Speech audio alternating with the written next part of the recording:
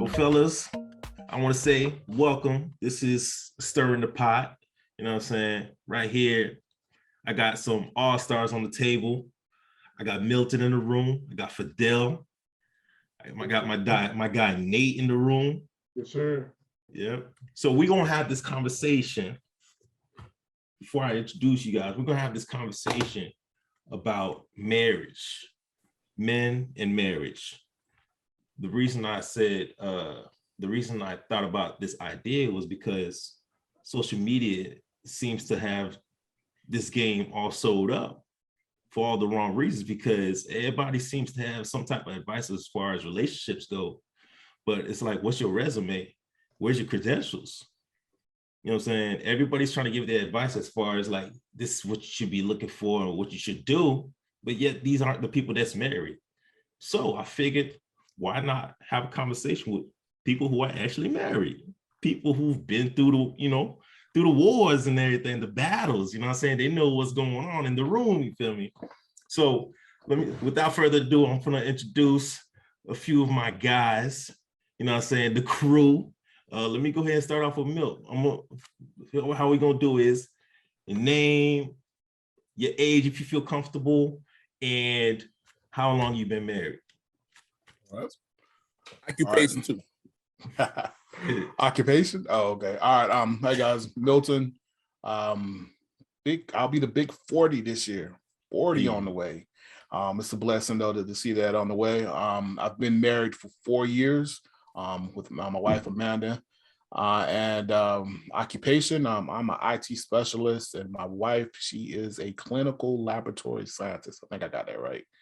So it's a little bit about me, and during the talk, hope guys get a little bit more awareness of kind of what makes me happy in my marriage. Thank you, Milt. Next up, we got my guy Fedel. Yeah, hello. My name is Jean Fedel Faustin. That's Creole. Jean Fidel. I like to use the accent so you guys can get it right. Jean Fidel Faustin. I am 36. I'm 36. Been married 9 years, going on 10. My wedding, my anniversary is on December 29th. So, and I'm a high school math teacher, and a football coach. Like, it's so crazy how I enjoy it, bro. Like, I think about other things to do, but I just enjoy what I'm doing right now. So, my wife herself, she's a nursing coordinator for a home health agency. Breadwinner, obviously, but that don't mean nothing. We've been together 15 years and married none of those. Yeah. Appreciate you. Now my guy Nate. How's it going, fellas? Nate, 36, married 9 years. Next year I'll make it 10. This year actually we're together 20 years. We're on our 20th year anniversary this year. Damn. So yeah, so the marriage will be 10 years next year. So nice. I'm a entrepreneur, investor. That's it. That's pretty much it. What else was there? The other thing we covered? Nah, that's about it. You good. I just want to say I listened to Nate in his crew's podcast, so it feels a little weird to be here talking with him. I'm so used to hearing his voice through the pod. So yeah, it's absurd, right? Yeah. We have a podcast. I'm curious. Yeah. Do a quick plug. Make sure y'all check out my guy Nate, my boy Juno Graymeyer on their podcast. That's Absurd Podcast. You can find them on what platforms, bro? We're everywhere. We are on Apple. We are on, pretty much anywhere you podcast outside of SoundCloud. But we're everywhere else. Every podcasts are distributed over there. Bump it. I don't know about y'all. I got was that a factor on here? Were we supposed to say kids? Yeah, because I got kids too. I got 4 kids. So 4. Yeah, I got 2, and we're choosing to stop because I like to sleep. I haven't been blessed with one yet. We working on it. We working on it. Okay. It's coming. Listen, practice make perfect. You know, Milk. You know what though? Like when it comes to kids, it's like when you're trying to have them, they like it just won't come. I don't know. I feel like I think you're right. I think it's something there that no one ever researched for real. And then like when you're not trying, you get a nice little oops. Yeah. I don't know. That throw it up. But I almost feel like it's more against the woman too. Like when she knows it's coming, it's like not the ovulates, but then like when you're just having fun and most people be drunk. Yeah. I was messing with some single friends of mine who were dating, and and I told them, I was like, "Do you even know what ovulation is?" And they looked at me funny. Oh, I was like, Lord. "Oh, so yeah, you ain't ready to get married yet. You don't know enough yet." There's those things like that. And yeah, marriage, as we probably get in the conversation, has a way of helping you kind of realize the whole complete woman. What all goes into that that woman. So I don't want to jump in, but yeah, Dee, No, you good. It's all good. It's all good. All right. So yeah, once again, like I said, just wanted to have this conversation with the fellas. I feel like, to me, I don't know if you guys noticed, it's just getting out of hand as far as like everybody having advice, which is all good, but the fact that people are taking it so hardcore nowadays to the point where it seems like the masses is not matching with the rest of the masses because such and such said that you need a higher value this, or you need a this one that cooks and cleans and does that, instead of just looking for the person that fits you. You know what I'm saying?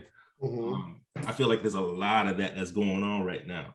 So at what point did you guys start dating with intention? Shoot, we'll start with you, Fedel. Well, that's a great question, my friend. I always told myself that I won't consider marriage until I'm 25, right? So that was always the goal.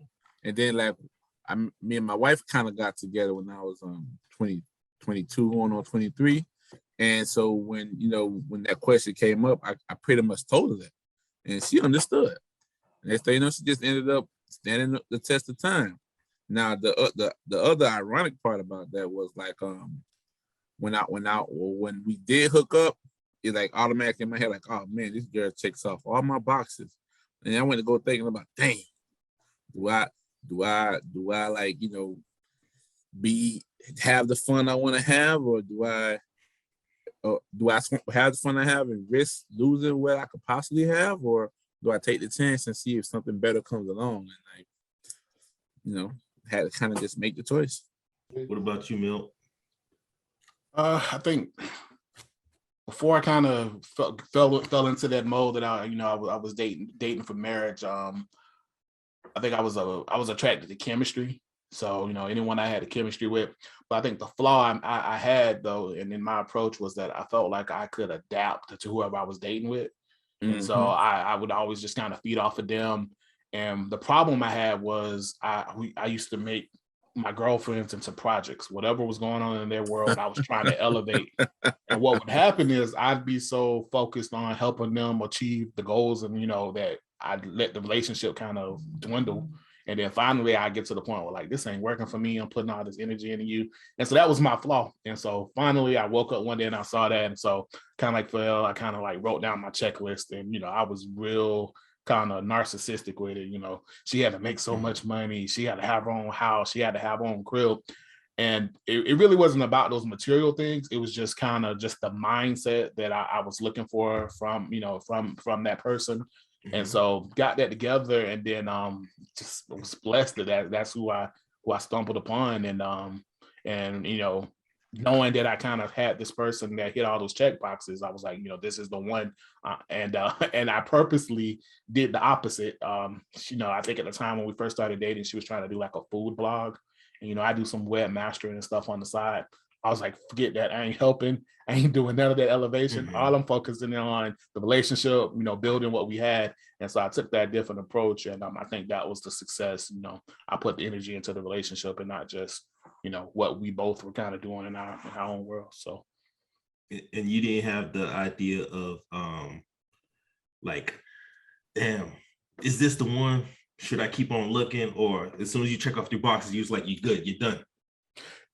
It was more so that the process of just getting to know her more and, you know, figuring out who she was, that was just all so exciting. And it was just these different levels that I was getting. So yeah, I never really, you know, was she the one, because the deeper I got to know her, it was just more so, yes, she was who I had been looking for. How about you, Nate? Nate, you've been in the game for a Yeah, while I've with been in your the girl. game for a minute at least. So I met my wife my junior year. We're 2 grades apart. It was her freshman year, so that was my junior year in high school. Wasn't, you know, I guess you could say, I don't know if you're dating with attention in high school, man. You're trying to have some fun. Right. That's what I was about to say. Oh, it was, I was no dating with attention. I always found the guys that were looking for a girlfriend, they would try to just find one anytime they can. You know what I'm saying? I was more throwing out and then having fun. And if you cut between all of them, like, hold on, you stand out a little bit different. Now I'm gonna check you. I was never on to, oh man, I gotta get a wife. I mean, I gotta get a girlfriend. I gotta get a girlfriend. Like, I was more messing around, having fun. But you know what I'm saying? As much as I cut through, and they're like, hey, this one you spend more time with, then after a while you get to know them a bit more. And then that worked out. So I was never, like I said, I was never dating for marriage or anything like that. I was trying to have fun. This and that. I hung out with a lot of guys older than me, and they kind of were set in their ways, a little bit more cutthroat, you know, kind of like on that old school, don't trust no broad type thing. So it made me a bit more hardened, almost like them. But I was always, in a sense, like, I don't want to say a romantic, in a sense. I always had that in me, wanted that, but I was more, since I was raised in the dim, I was more cutthroat like them, you know what I'm saying? So I was more like, hey man, we'll get this one, keep it moving, go to the next round. That's what I'm saying. Because I was brought up by older kids, you know what I'm saying? Mind you, over time, you're gonna see they don't respect, even though game they're laying down on you, they don't follow themselves. But when you're younger, you don't know any better, you know what I'm saying? Yeah. Yeah, so then like I said, and then over time, you know, as you're trying to do whatever you can, you know, wrangle them through, you're still a young kid, and then you know, like I said, sometimes I don't know if they say love finds a way, whatever it is, you find the one and you work it out. The phone conversation, you know, you caking on the phone, you get to know each other, putting the time in, and yeah, that's how it worked. And then, but like I said, we didn't get married till like after we were like almost 10 years in already. But but it was, like I said, so I was never really dating with intentions of marriage. And when I started, evolved to that. That's what I mean. Yeah. I just find it amazing the fact that, you know what I'm saying, knowing who we are as, you know, Black men or whatnot, that you actually got like the high school sweetheart thing going on. And knowing the crew that's around the Lake Worth crew, you know what I'm saying? They run through things, you feel me? Yeah. But see, me, like I said, I've always been very, maybe not married for attention, but I'm always very observant. So certain people have certain qualities and stuff I like. I don't take stuff for granted. So, you know what I'm saying? So from the get-go, I did see the traits that I wanted a woman. I knew it was that in her. There was something like, oh man, these type of girls you want for this, that. I already had that. I already seen that from the get-go. It wasn't like even taking for granted. Some people take things for granted. They see a pretty face, get more like, nah, I always knew. And like I said, I always had that allure, like, you know, this is pretty dope. I always want to, you know what I'm saying? And I remember seeing couples having like PDA, like hugging on public. And I remember just like, you know, any girls I'll be with, be like, you know, you catching on the low after school, no one knows about it type thing. I always kind of yearn for the other side, like, man, it's kind of dope having someone that you ain't trying to be ashamed with and hugged up on. I want to be hugged up on y'all in public. I always thought that was dope. And you know, when you come from like a Haitian family, you're not used to public displays of affection or anything. Like, you know what I'm saying? But it always is something like, you know, man, that would be kind of dope, man, if you could have that. But so that was one of the checkoffs right then and there, because she was more, even still now, I'm still like a bit more emotionally cut off, but she's the opposite of that. So it's a yin and yang type of thing. Okay. Yeah. So even though I don't know how to display it, I may want it, but I don't know how to display it. She's on auto, want to display it. And I'm like, damn, I'm in a good spot. You know what I'm saying? So it's one of those things. How you feel, fellas? Yeah, no, just to piggyback off of that, like Milton, like that checklist thing seemed very seemed consistent with what I was saying. Like, you know, like not say you plan your woman, but like when somebody hit all those boxes, it becomes like a grade book. That's one of the advice I tell everybody. I mean, you gotta kind of know what you want. I mean, can't be superficial with it, because like not Some people they put the wrong things on checklist and they'll never be happy because, like Milton said, yeah, he put money on them making money on that list, but that wasn't the most important thing. That just showed he put that on there to show what his mind was. You know what I mean? Like with me, cooking was one of those things on my list where it's like it kind of showed me kind of how responsible that person was. Like if you can't cook, man, we had an issue. Like Diddy, that's why I learned to cook, bro, because everybody all day couldn't cook. And I was like, oh man, something got to give, bro. But then you gotta eat. That's why I say she started checking all these boxes. I'm like, oh man. And then like Nate, like, I was just chilling, bro. Like hollering at girls to me was more like fishing, you know what I'm saying? Throw your line out. Wait, see what comes, you know what I'm saying? So like when something good comes, you good. Exactly. The most interesting thing about my old lady was that, she kind of hinted that she liked me. Like, oh, really? You know what I mean? Because like we as guys, we ain't good with signs, you know what I mean? So how'd she give you the hint? What was the hint? We just ran a conversation one time. Cause I was like with her, Deborah, and Celine at the time. And they thought I was just a big old player. You know what I'm saying? To me, that was a compliment because like back home, that was people didn't consider me a player. You know what I mean? So like, see, I ain't no player, man. I'm just chilling. Like, y'all have a lot of friends, but nobody's similar. I mean, I don't know who likes me or not. I can never tell. And she's like, well, some people like you right in front of you. And you know how you do that dramatic pause. What you telling me? You know what I mean? That type of stuff. Okay. That's what makes you bold and brazen. You know what I'm saying? So how we got together is a whole nother conversation, but how we stay together definitely came down 10-10. Like, a guy, ultimately, like couples being married and being successful, I think it always comes down to the guy.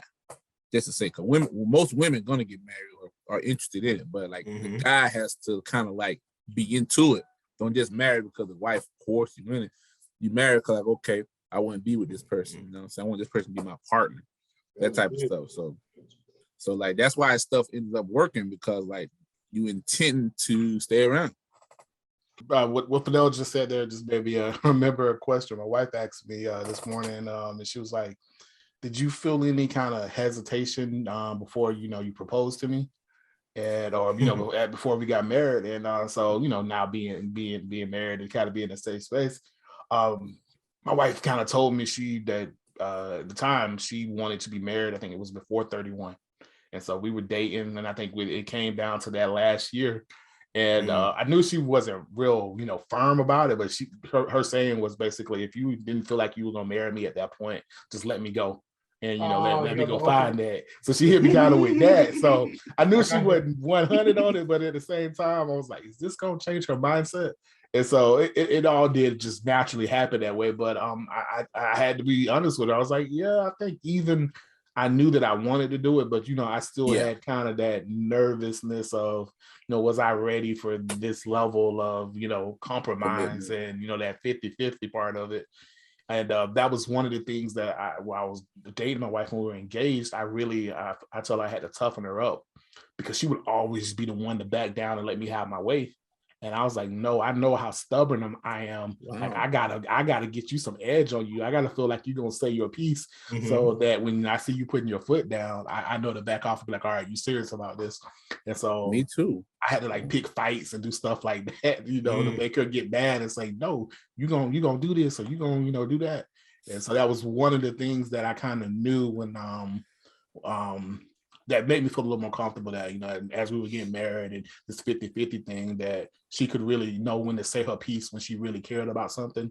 And then still to this day, though, she's probably one of the ones that, is just going to be like, all right, you have it your way, as long as, she knows that it's for the betterment. So that's just kind of what Fidel was saying, just kind of, how did you know you were ready? You hear that, did you? Bully your wife. No, that's I'm kidding. No, but that's interesting that you pulled that up as far as like you kind of saying that you had to kind of like toughen her up to kind of give her an edge, because it seemed like nowadays, based on the stuff we keep hearing online, all these people listening to all these social media gurus, these guys ain't really trying to hear about no woman giving them any type of lip. You know what I'm saying? So what was the limit? What how'd you go about doing this without, letting her, give her an inch and she takes the mile? Like, how'd you go about doing this? Making her get this edge that, you know what I'm saying? I'll start us off on that. Okay. Real quick. Okay. What I was gonna say is I need that. Like when I'm having a conversation or when I'm making a strong point, what I like the most is for somebody to kind of come back and give me the alternate view or push back on me. And so that's just being who I am. I want my wife, and I say, hey, we need to save this money so we can redo the carpet in the house, and she's like, nah, I don't think we should do the carpet. I'm gonna hit her with why we ain't gonna do the carpet then? What you want to do with it? And my wife's at this point, well, I think we should do the painting because this gonna increase the value. And so it's just that type of stuff. And so it was just dating and wise. We're gonna go to this restaurant. This is where I want to eat. And she's like, well, I don't really want that. And before she just would have went along with it. We eating steak every weekend when she really want to go hit the Ruby Tuesday salad bar was her favorite. And she finally get to the point was like, we're always eating steak. Why can't we go somewhere where I want? And I was like, okay, let's do it. And so it was just more of that, of just saying, be forceful. Let me know what you want. Don't make me be a mind reader. And, you going to eat steak every week and not really liking it. So that was part of it. When I say toughen up, it was just say your piece. Let me know what it is that you want so that we can have that conversation on if it, meets both of our needs. Mm-hmm. Got you. On that aspect, as far as letting I don't know, as far as letting them, these are individuals. I don't mind a person speaking their mind. I always want the person to be real with me anyways. You know what I'm saying? Some people kind of want someone they could steamroll over in a sense. You know what I'm saying? I always like them saying that. I always like the person that's coming along willingly or anything else like that, and they speak their own mind. And like I said, I don't know, as far some are like more old school. Maybe some guys, I guess they're not for the talk back. And there's a lot of stuff that we're taught, especially in our culture, for relationships that are. It's a lot of it's detrimental because a lot of it comes from pimp culture and control culture, a lot of it like that, which is why also a lot of guys don't even be kind of wanting to get married. You know what I'm saying? They kind of like, let's be a pimp and a player, put it off as long as possible. Because in America, everyone assumes they're gonna be rich. So like you almost, as a guy, that like it ain't like as a guy we don't want to get married, but we almost feel like we want to get this money first, then we'll do it on the back end. We want to get all the joys in life before settling down. Well, majority of times, you're not gonna get to that point to begin with. And, you know what I'm saying? Majority of people aren't, but America does so good at selling the dream that everybody swear they're gonna go get that. And then, like I said, in the onus of relationship isn't pushed on us because the only thing that's pushed on our culture is athletes and rappers and none of them are usually in relationships. You know what I'm saying? We see young men with money with a slew of women. That's what's pushed on us. You know what I'm saying? So that the people that have the success we're searching for have that. So it's we kind of have that detriment. So if you know what I'm saying, my thing is I learned that basically from my parents' relationship in the sense of whatever I seen them did good, I try to emulate that. And definitely anything you saw that was wrong, I definitely I don't almost intentionally try to go against that. You know what I'm saying? Because I remember how I felt. So it's almost like it's not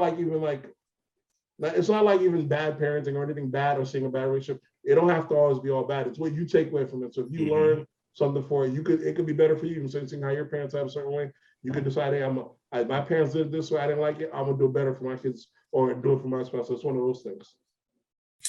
Yeah, I feel like this is definitely a communication question because like Milton, like I always enjoyed a feisty woman. I don't know what it was. Like I think it comes down to me just want to wrestle with them or something. But like I've always enjoyed a feisty woman, and so like my wife wasn't really that feisty, and she and it's not that she was submissive. She was more just like non-confrontational, and like we've been talking just now.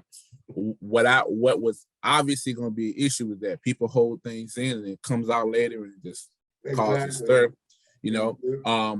Probably the benefit to what Milton did with his wife is that he had her be honest with it because nothing festered and boiled over. I have people, I always laugh now when people say they were different when we first met, and like that's something so common. People always try to pretend to be something they're not, but over time they mold themselves right back to their actual selves.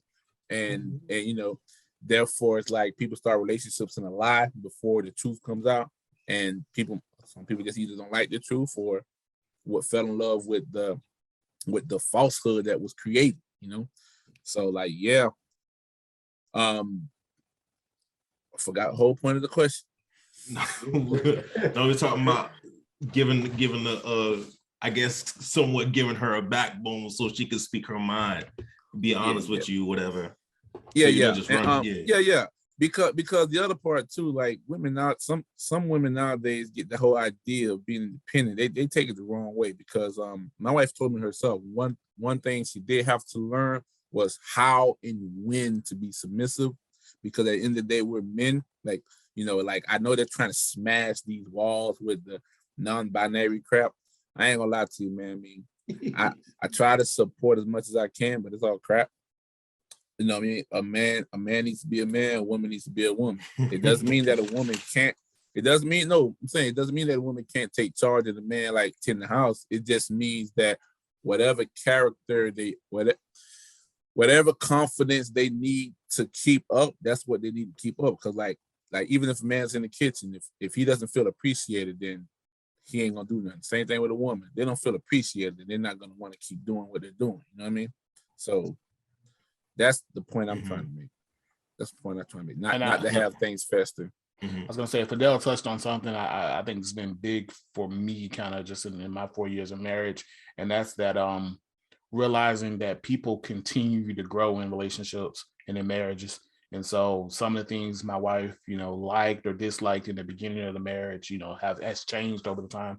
And so it's always, you know, he said communication, that constant communication of letting me know what, you know, what your needs are, what your wants are, what your likes are, because we both are evolving as people, you know, even as, you know, a married couple. And so, yeah, to that point, that communication is key and not just holding stuff within. You know, I always tell my wife, you know, I strive to make you happy, but don't tie me to the source of your happiness. You know, if there's stuff that you need or want, you know, let me know how to support it. Because if you're sitting here wanting me to do all these magical things to, you know, constantly keep you in this state of happiness, you know, that's a tall order. And that's the same thing for, you know, I tell her, you know, I'm not going to put all of my happiness on you, but I want you to be a partner, you know, be, you know, beside me in that happiness. That's big right there. That's true, because people put their happiness comes from within, man. Stop searching for it from outside. You know what I'm saying? You can always, that's it. You can be like, hey, you can add to my happiness by doing so and so forth. That's it. But I can't. Ultimately, it's all out. Just like people be depressed, that comes from within their own self. Happiness comes from within. You know what I'm saying? You can't get that from, you can't look outside to get that. I'm saying, yeah, I can't say you can ask me to do something, I can do that, but ultimately it's on you. So no more of you dudes trying to get with these girls talking about, I want you to complete me. You know what I'm saying? That's a tall task right there. Yeah, no. It's always inwards in a sense on how you look at stuff. Like, let's say, it's almost like after a while, almost as you get older, it's almost like, let's say something might set you off, right? Or you might have been, hey, I need this change for a while. You actually, I didn't want this change, or she's asking you to change something for a while. And you know, humans are creatures of habit. So you keep saying you're going to change, but you revert back to it if you did change. After a while, you're either going to do something if they didn't change, or you're going to change how you react to it. And ultimately, it's always easier for you to change how you react to something than to wait on something else to change. If it's not that big of a deal, if it's not something, so you're like, I already know if I ask for this, either this is going to happen or that happen after a while. You know what I'm saying? But like, no sense on you getting mad about it every damn time. You know what I'm saying? Yeah. You really got to pick your battles. Like, you could be like, let's say, for example, she might blow up. Oh, you always leave your shirt on the floor over there. I'm like, yeah, but I ain't doing it intentionally, and I'm trying to change it. After a while, you might be like, oh, this motherfucker just, maybe she might just like, I'm just gonna pick it up. This guy ain't, this don't gotta be the thing that kills the relationship. You know what I'm saying? Pick your battles. Yeah. You know what I'm saying? I find it interesting how you guys are all on the same page. You know what I'm saying? Yeah, like, that's a big one, bro. I made it. Reaction. So that means there's some common ground here, right? Yeah, there is. That's you know what I mean. I like it. You know what I mean? That just made me think of the little discussion my wife and I had. I'm on this new like smoothie kick. I make smoothies, in the morning, berry smoothie, kale, apple smoothie for lunch. And so one of the problems is when I'm done with them, I just kind of put them in the sink and, just put some water in them, let them, soak. And I'm gonna get her back around to washing them out. But my wife, she's the type, she don't want nothing in the sink. So she come and wash them. And she's like, you need to keep, you need to go ahead and put these in the dishwasher, or, I'm not gonna keep washing them. You ain't gonna have nothing to make your smoothie. And I was like, don't wash them.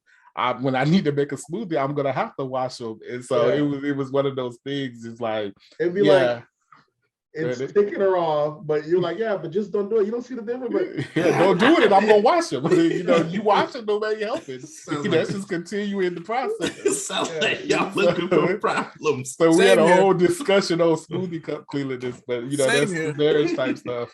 Because it be the little things, all those pet peeves. Women especially, they have certain stuff that we do that ticks them off, and they just keep going off, and you be like, listen, you got to be like a man. Think about it logically.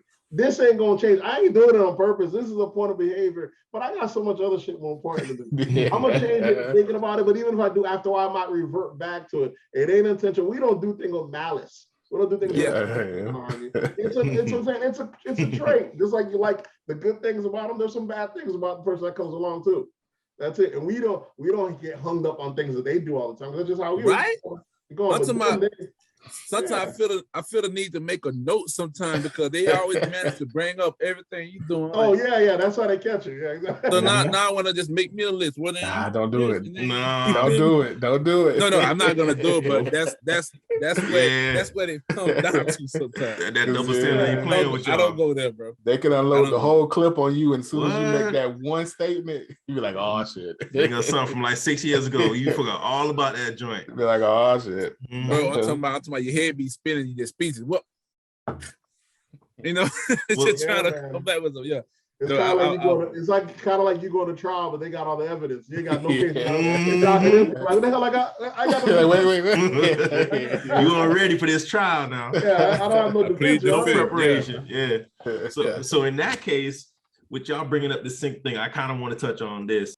When it comes to before you guys chose y'all mate, did y'all think it was important to live together first before taking the next step in your decision process of getting married? You know what? Yes. And like how we do it is I guess based on what you guys decide, because me and my wife did this on several different fronts. Whereas first, her parents was away for like 2 weeks. She asked me to stay over for 2 weeks, so we stayed over 2 weeks, and just to see what habits we all have. Where? At her parents' house.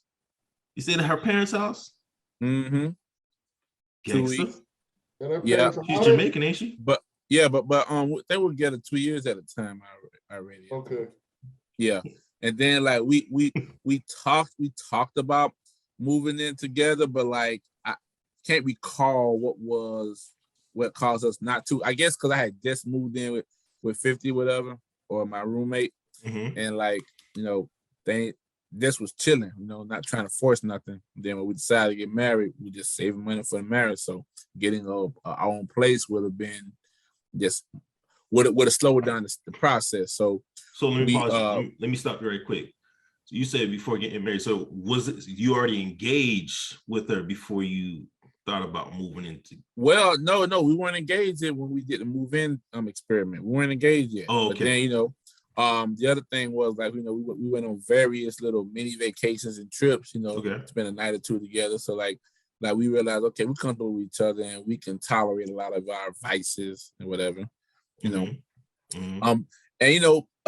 I meet very few guys that are picky about certain things. Like I'm picky, but not in the way that would be detrimental to a relationship. You know what I mean? She has a couple of things that kind of I ain't gonna say bothers me. Let me say annoys me. Yeah, you being recorded right now. It kind of yeah. No, well, I know no because semantics does matter. I could say annoy or bother. I don't know how people receive it, but like it's a bunch of nothingness. It's just like, okay, maybe on this day, this is what'll probably like keep me like maybe not happy or just change my mood, and then other days it's just a whole lot of nothing. You know what I mean?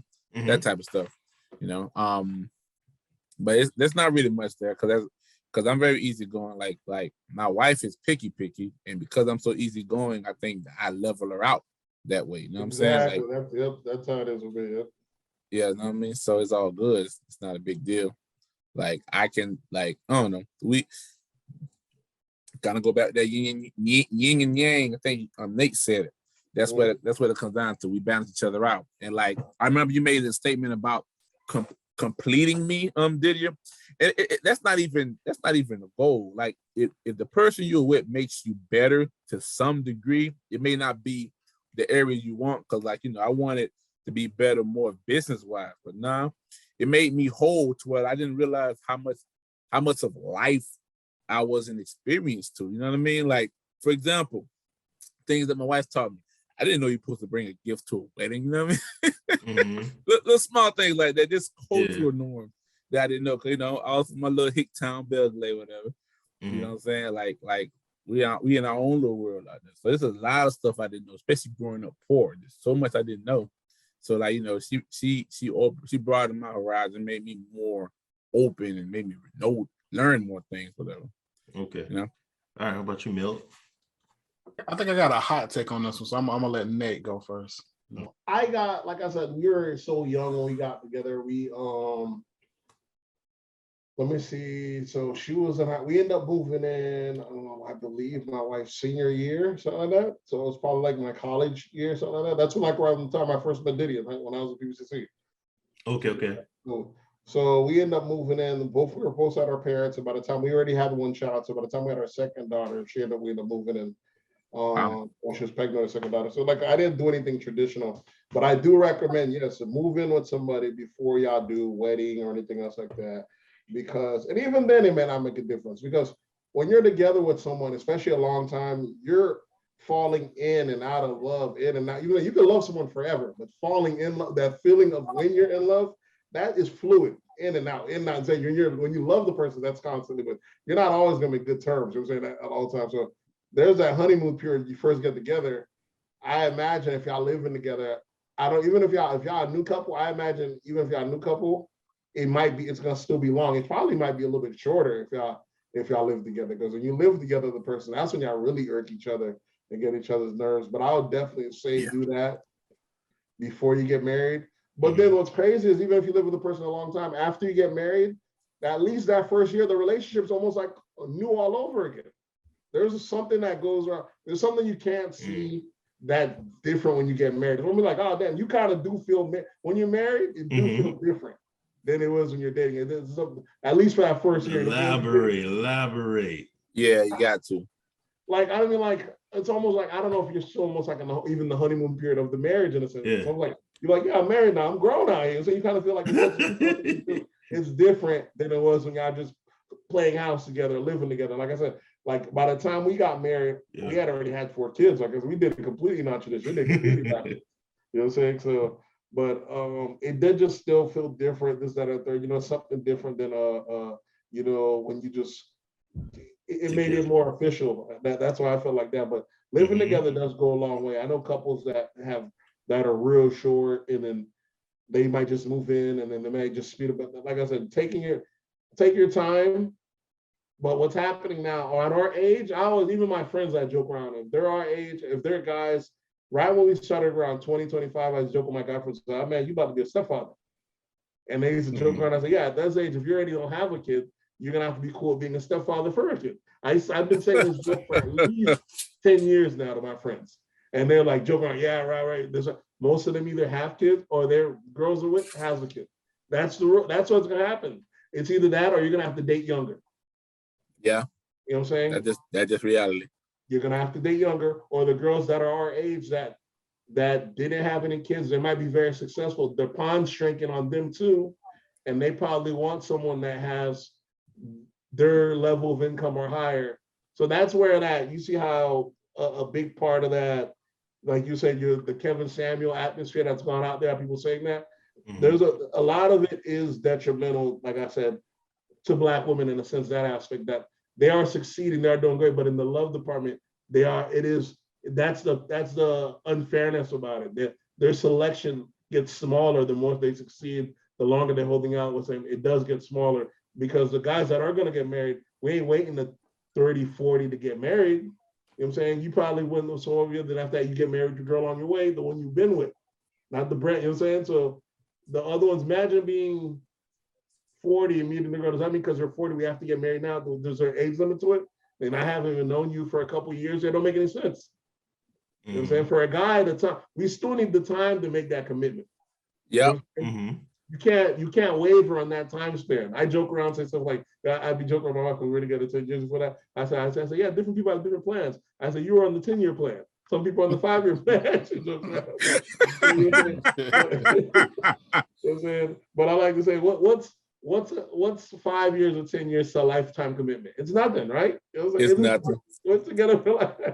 Yeah. Yeah. Go ahead, Milt. So I say no. I did not push for my wife and I to live together before we got married.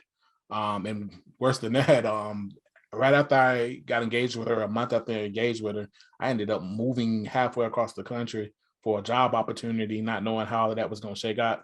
It all did end up with her moving out with me. But to the point, when I started dating her, it was something that I was against moving in.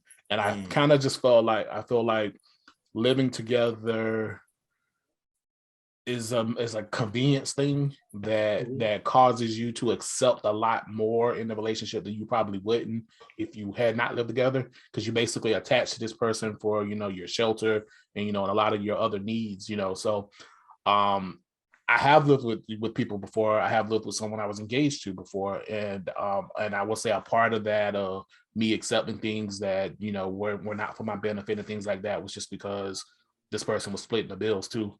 And so I took a lot more. And so it was something that I took a different approach, with my wife, is that we had our own separate spaces and, we coordinated that time to be together. And it got to a lot of times like, why are you going home? Or why are you home this weekend? Why aren't you here? And, it did feel awkward, and it felt like we were apart when we should have been together. And so that's how like I said, I knew even more that she was the one, because it was that longing to be with her more. So, something. No. I felt like that was a secret weapon in my relationship too. Like, because I would always go to bed late because I was cutting hair, just finding different ways to grind. And so I do whole days without seeing her and stuff. Sometimes the whole weekend. It made us miss each other more. So yeah. And so to that point, I think sometimes when you live together, a lot of the relationship stuff get suppressed, and you take a little bit more just because of that person is helping fulfill just a need of shelter for you. And again, remember, that was one of my problems, was I let a lot of other stuff in relationships kind of take the front, and it really wasn't about the relationship and making us be strengthened and more together. And so I took an extreme approach to get everything else out of the way. It's just about me, you and her, me and her, and just strengthening that love. And so I really encourage a lot of people, if you got the means, try, have your own spaces. Because even to this point, I think we bought the house that we bought because I got this man cave area downstairs. My wife got like the upstairs is like her domain. And, I was like, oh, what you doing down here? What you doing up here? Because we have our spaces, but we're still in the house together. And so I think that's still just kind of from us, not having lived, together. We know how to be together, but then we also know how to be separate in the house and still be happy. And so, so that's my take on it. So the reason I asked that question is because I guess like you don't really know certain things about a person until you're actually around that person all the time. You know what I'm saying? And there's probably certain intricacies about a person where it's like, damn, this person really breathes loud or sleeps loud or whatever, or whatever the case may be. So with you saying that, like you didn't want to move together before, so you guys didn't move together until you got the crib, until you got the house, right? So and then part of that is the house together was new spaces for both of us. It wasn't me moving into her crib. It wasn't her moving in my crib. It was neutral domain. But to that point, it was a lot of stuff like, dang, I don't like how you do the little scratch your throat thing. That's loud. Yeah. Why you do that? It was that stuff, but at that point it didn't matter because I'm happy you here with me. That part was so strengthened that all the other things are, a little bit of an annoyance. But yeah, it's just like I'd rather have you, and this is who you are. You scratch your throat loud and to get on my nerves, but I love you. Yeah, so that's basically what I was gonna get at as far as like, so you basically had so much of a you like this person this much where it's like I'm gonna let that slide because I know I'm not perfect, but you do this little shit. Yeah, whatever. Yeah, and that level once we were already under the house, the same. Once we got under the same roof, that stuff really didn't matter because it was just like, hey, we married, we together now. This is who you are. Whereas it didn't, fester. Yeah. So with that being said, with these little things that y'all found out after the fact, y'all didn't try to change them or talk to them about it. Y'all just accepted you it. can ask, and if the person changes, they change, or if not, you just gotta either accepted them at this point. That's it. You come to terms with it. Or if not, you're a crazy person. You're still fighting a fight that the person. It's funny when you ask that. Like you make me question like the depth of that question itself. Like, okay, people are different. So when you move together, you should expect different things. Like, you know what I'm saying? Like, for example, my poop stinks. So you wonder if that's gonna be a deal breaker, you know what I mean? But like, no, I expect to have things that I wasn't used to. And that's what made me so cool. Cause like, she has to have things done a certain way. Shoot, it ain't matter to me. I live with four other brothers. You know what I mean? So I was used to not having my own space anyway, and I was used to like having things done by other people anyway. That not too much bothered me. So that's definitely not say it's a shallow question, but I'm saying shallow as far as if you let yourself get annoyed or you let that stuff affect your relationship, then your relationship is shallow. You know what I mean? Mm-hmm. And I was gonna say, I think a lot of time too, being a spouse, each other's triggers. My wife knows there's certain things that she may say or do that, depending on what mood I'm in, if she does it or says it, it's gonna trigger me. And a lot of times when it happens, it's because I know she's trying to trigger me and vice versa. And so a lot of those little things is just like, stuff I accept. But if I'm stressed out and this happens and I know she knows that this is something that, triggers me, it's just kind of like, that's where those discussions happen. Why are you doing this right now? Why are you saying that right now? And so, it like Fidel said, it's something shallow. It's just the annoyance. But, we all have our days where just that one thing triggers you and, Yep. Yeah. Yeah, that's one of those things, like they said, like you said, the triggering, they will poke the bear from time to time, but after a while, if you get wise enough, you're like, what? Because you go from, I'm cool. Then when you do react, you probably overreact. So like next time, let me look at it. I'm not going to even allow you to bait me this time, all right? I'm going to go. That's why they say happy wife, happy life. You're like, oh, you got it. Yeah. You got it, right? Let it go. Yes, it is. Because if I react, I'm the bad guy. Even though you poke me, I'm like, you got it. That's what you do. That's why that term comes from, happy wife, happy life. He's like, I ain't going to let you have it. Can we talk about happy wife, happy life a little bit? Yeah, go ahead. Go ahead. Yeah, no, because my wife's saying that to me too, and I'm like, I'm all for it. But you think your wife is gonna be happy if the husband's miserable? Yeah, you can't be miserable. Exactly, you can't be miserable. When we say happy wife, happy life, I think it just means the guys knowing. For guys, it means avoid the battles that are avoidable. You know what I'm saying? But I kind of keep throwing that at women, let them know, hey, it's kind of a 360. You think you're gonna be happy if your husband is happy? You think you're gonna be faithful if your husband not? You know what I mean? That type of stuff, like happy wife, happy life, happy life. I don't know who. Go ahead. Sorry. No, I don't know who made that up, but that's definitely one-sided. It definitely is one side, but it's not for women though. It's not, even though it's women benefit from it, but it's not for them to be toting it around. Hey, happy wife, happy life. It's a man's thing saying, look, I'm avoiding the headache. I'm letting her have it, guys. I'm letting her do this thing. It's a guy's thing to guys. Women hear us saying it, and I like, you can't over here try to take this. I'm like, listen, this is what we're saying amongst each other. This is what, to keep our sanity, we keep y'all happy. You know what I'm saying? And that's what, for you to throw it back at us is completely different. Because it is. You know what, bro? You kind of told me something just now. You kind of did. Cause like I guess that's like a man-to-man conversation, but women the ones who are throwing it around. See, I get it's funny. That's deep.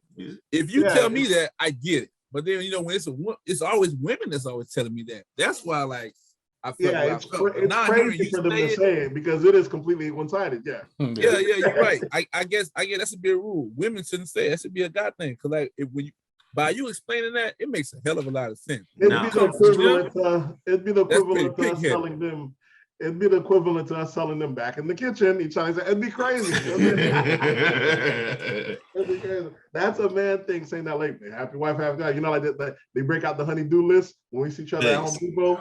Happy wife, happy life. You say it's one of those things. It's a man knowing that I'm trying to just keep peace at home. And thinking back on it, that's usually the OGs always telling the young bucks, "Happy wife, happy life." For real, I don't really be hearing that from the women, but the OGs always say that it's for your peace of mind, man. But you might as well just let that go. And part of that too is though investing in your wife for is just her happiness.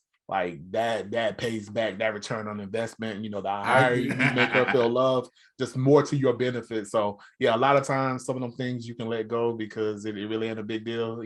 Let her get that win because it's in your favor. It's gonna come back to you. Them pancakes on Sunday gonna be a little extra thicker. When she's happy with you. Exactly. Yeah, when she's a little mad and you get them little flapjacks. Like damn, what I did. So yeah, that investment in her happiness. No, right now that's so amazing to me right now because when I first heard that phrase, it came from a woman. That's what I'm saying. But now that I'm hearing us guys talk about it, I get it because I do believe it. But when it comes from a woman, it kind of makes you just rebel a little bit. Hold on, what you mean? Yeah, you're like, you're taking advantage. So, you know what I mean? So like, yeah, I agree. But happy wife, happy life. I do agree. Agree with that. So tonight, it's like women shouldn't be allowed to say it, right? So tonight, that's what it really is. So tonight we found your trigger. No. Well, yeah, we just found your trigger. When she says happy life, that's it. Whoa, what you mean? Nah, bro. And it is kind of a trigger, but it's not necessarily about my wife. It's just like a lot of women are being misguided, bro, and it kind of bothers me. You're trying to explain this to them, and they just refuse to agree. Like how us guys, for example, like. I know it's a conversation been going on, like the big eyelashes. I've been having beef with those big eyelashes. And, you try to have a conversation with them, they just throw you down. It's cute on me, and like I'm finna go there real quick. Like, oh Lord, no, because go ahead with it. I'm not trying to create enemies though, but like some of our women, but I feel like they're out of their mind. Like our culture do things that proves that we're out of our minds. Because like you think about how our women try to beautify themselves, it's equivalent to what a clown do before they go dress up, bro. They put on makeup, put on fake hair, fake eyelashes. You went there. Bro, I'm talking about, and then right, then they complain about a man lying when we met you was a lie. You know what I mean? That type of stuff. And like I think this is a whole nother conversation, but like I be trying to, cause I'm a teacher, I be trying to like let these girls know, listen, you're already beautiful. You don't have to do all that, but they don't buy it. You know what I mean? And this is a whole nother conversation altogether. But yeah, that kind of is a whole conversation right there because I see where you go. Beauty standards are. Here's why I always thought about it. I think beauty standards are controlled by men. I was gonna say whitewashed, but yeah. They are definitely whitewashed because we're still in the patriarchy, but we already know the top of the procedure, the highest arc is the white man. Then you're saying however the thing may go. So, but it's controlled by men, and men may say that it's not true. Women may say they do stuff for themselves, but it's not true. Because look at music videos. Go back 10 years. Go to the Jay-Z. Look all the girls on there. Still plenty of red girls. Red bones. But look at all the models. They were all slim. It's crazy to see videos before the booty implants, but it was like, bro, this was not even like 10, 15 years ago. You go back, you see everyone that's petite. They're shapely, but they're petite, you know what I'm saying? Nothing now. Now you go everyone, you know what I'm saying, thick as hell, this, that, or third, procedure-wise. If it wasn't for the strip club culture, men going out you know what I'm saying, bagging and picking up the one that looks like that, and not all the rest conform. If men automatically only liked and started rewarding the one that looks pencil thin would be the standard. You know what I'm saying? Beauty is followed. That even, you know what I'm saying, women like say they do stuff for themselves, but they follow what is rewarded in a sense. You know what I'm saying? When girls wear extensions, when guys wifing up girls with extensions, all girls wear extensions. If a girl does something that guys do not like, and no guys are after or longing for, you won't see it pick up fashion. It won't get trendy. I don't know, Nate. I think in our era, you're right. But I think in this new kind of Instagram driven, I think women are dressing up and making up for other women. No. If you look at the comments, the guy they're getting that. There's always a battle amongst them. They're doing it for trying to stun on other women. But ultimately, let's say the woman that they're looking to, that woman's usually married to, say, a guy. There's usually for the masses, at least in music, for the masses. Let's say the guy, even if they're not with the guy, let's say the guy that the video vixens. The women that are considered beauty, the standard beauty, the women that they put in front of the cameras, the model, that's the standard that the women start dressing like. Even like you see how like Fashion Nova is now all couture to where it's almost like the clothes come with shape like there's already a BBW already there. You know what I'm saying? Like they had all that stuff. So I think that plays a big role in it. So if men, I don't know. Like I said, I'm gonna take the other opinion on that. And I think it's vice versa. I think the same way, like, you know, guys that were like geeks and stuff in high school or younger that were like on the block, they're always very, which when you get a lot of the red pill culture, they're always very snotty and stuck up. They're mad that the girls used to like the bad dudes, like, oh no, you wanted to do a Ray and them, now you want me. They're always very mad that the women didn't like them. Yeah, you just weren't cool at the time. And it was the culture, but they felt like if the women only did like the nerds, then even the block guy would become the nerds. You see what I'm saying? People go to what is rewarded. So the women look a certain way because that's who the guys are scooping up, and the guys maneuver a certain way, want to be either the tough guy or be tough on because that's what the women will say. Nate, even with that, Nate, the whole nerd thing, the nerds that's making that money. Go ahead. Well, I was gonna say though, when we with the fellas though, when we talking and you be like, what's your perfect woman? You know, back in the days, you know, we all hit that woman with the curves. It wasn't these, you know, Instagram thin women that you're seeing, and that's the point when I make it when I say that other women see that a woman has a particular hairstyle or her eyebrows a certain type of way, and they look to potentially emulate that. When the guys that are in their inbox and the guys that, you know, are hitting her up, they're hitting her up because that picture she took when she was in pajamas just waking up. And so I think that's the disconnect, you know, the women that we know versus the women, you know, that image they want to see, that picture ain't going up unless it has a filter and all of that. Yeah, you know, that's for other women. Yeah, it's one of those grass is always green on the other side things. They got these guys in my inbox. Imagine if I looked like her. Well, I'm trying to be like, and I'm really got stuff in my inbox. Because I always prefer women that I thought were nimble. Like, I'm calling you up. Hey, I know I told you I wanted to be able to get with you today. Let's go out. And all right, I'm gonna be there in an hour. I get there, you know, you still doing makeup and prepping eye and doing all of that. You know, those were never the type of women that I was attracted to. That's just too much. I didn't need all of that. And people did get attracted to the superficial, which was crazy because if you look at the rappers, let's say the rappers that have been married for a long time, they never look like their wives never look like the video vixen that you Ooh, don't talk about. Hey, let me be the rude one. I'm sorry. I think we kind of falling off topic because like they were falling off topic. Let's get back up because like this, like I said, this conversation go on forever because there's so much I want to say to that, but let's move on, bro. Yeah. So, but I just to kind of pull us back in there though, I had been one of those guys that you know, I like my wife to have her hair natural, and I was the point. Whatever it costs for you to, if you had to go every 2 weeks because, you know, to keep your hair, you know, however, since you're natural, we're paying for that. I don't want braids, all that. I used to be that guy. And now, you know, I realized that my wife, you know, her style, she just has that typical style because she thinks she knows that's what I like. And so that's something I have kind of pulled back from and like, you know, yeah, be you want braids. All right, cool, go for it. And it was basically to the point I realized that it was all she was doing it for because she thought is what I desired out of her. It really wasn't. It was a preference, but not one she had to make happen. No, I'm sorry. Go ahead, Nate. I'll say natural is very trendy now too, though. I'm saying how long I'm saying now this is the second wave of natural being trendy. When we were younger, remember in the 80s when they had the big fro, that was natural, and it died down, and everybody got the relaxations on it. Now that everybody's more woke again, Black Lives Matter, now Black folks are more woke. Now natural's back in the forefront again. How long before it dies back down again? I don't think natural ever left. Just those other trends kind of overshadowed it for a little bit. Because natural's still around, and that's I realize that's what. Well, I mean, like, well, now it's more common to see. Now the majority is natural. It's less. It's more. Yeah. Now it's more rare. You see the girl with the perm and the what's the name. Back then it was 90% perm, and the natural was a little bit more rare. But let's talk about. What are we seeing when we see that? Because one of the most blindsided things that happened to me was, I don't want to name drop, but y'all might know who I'm talking about.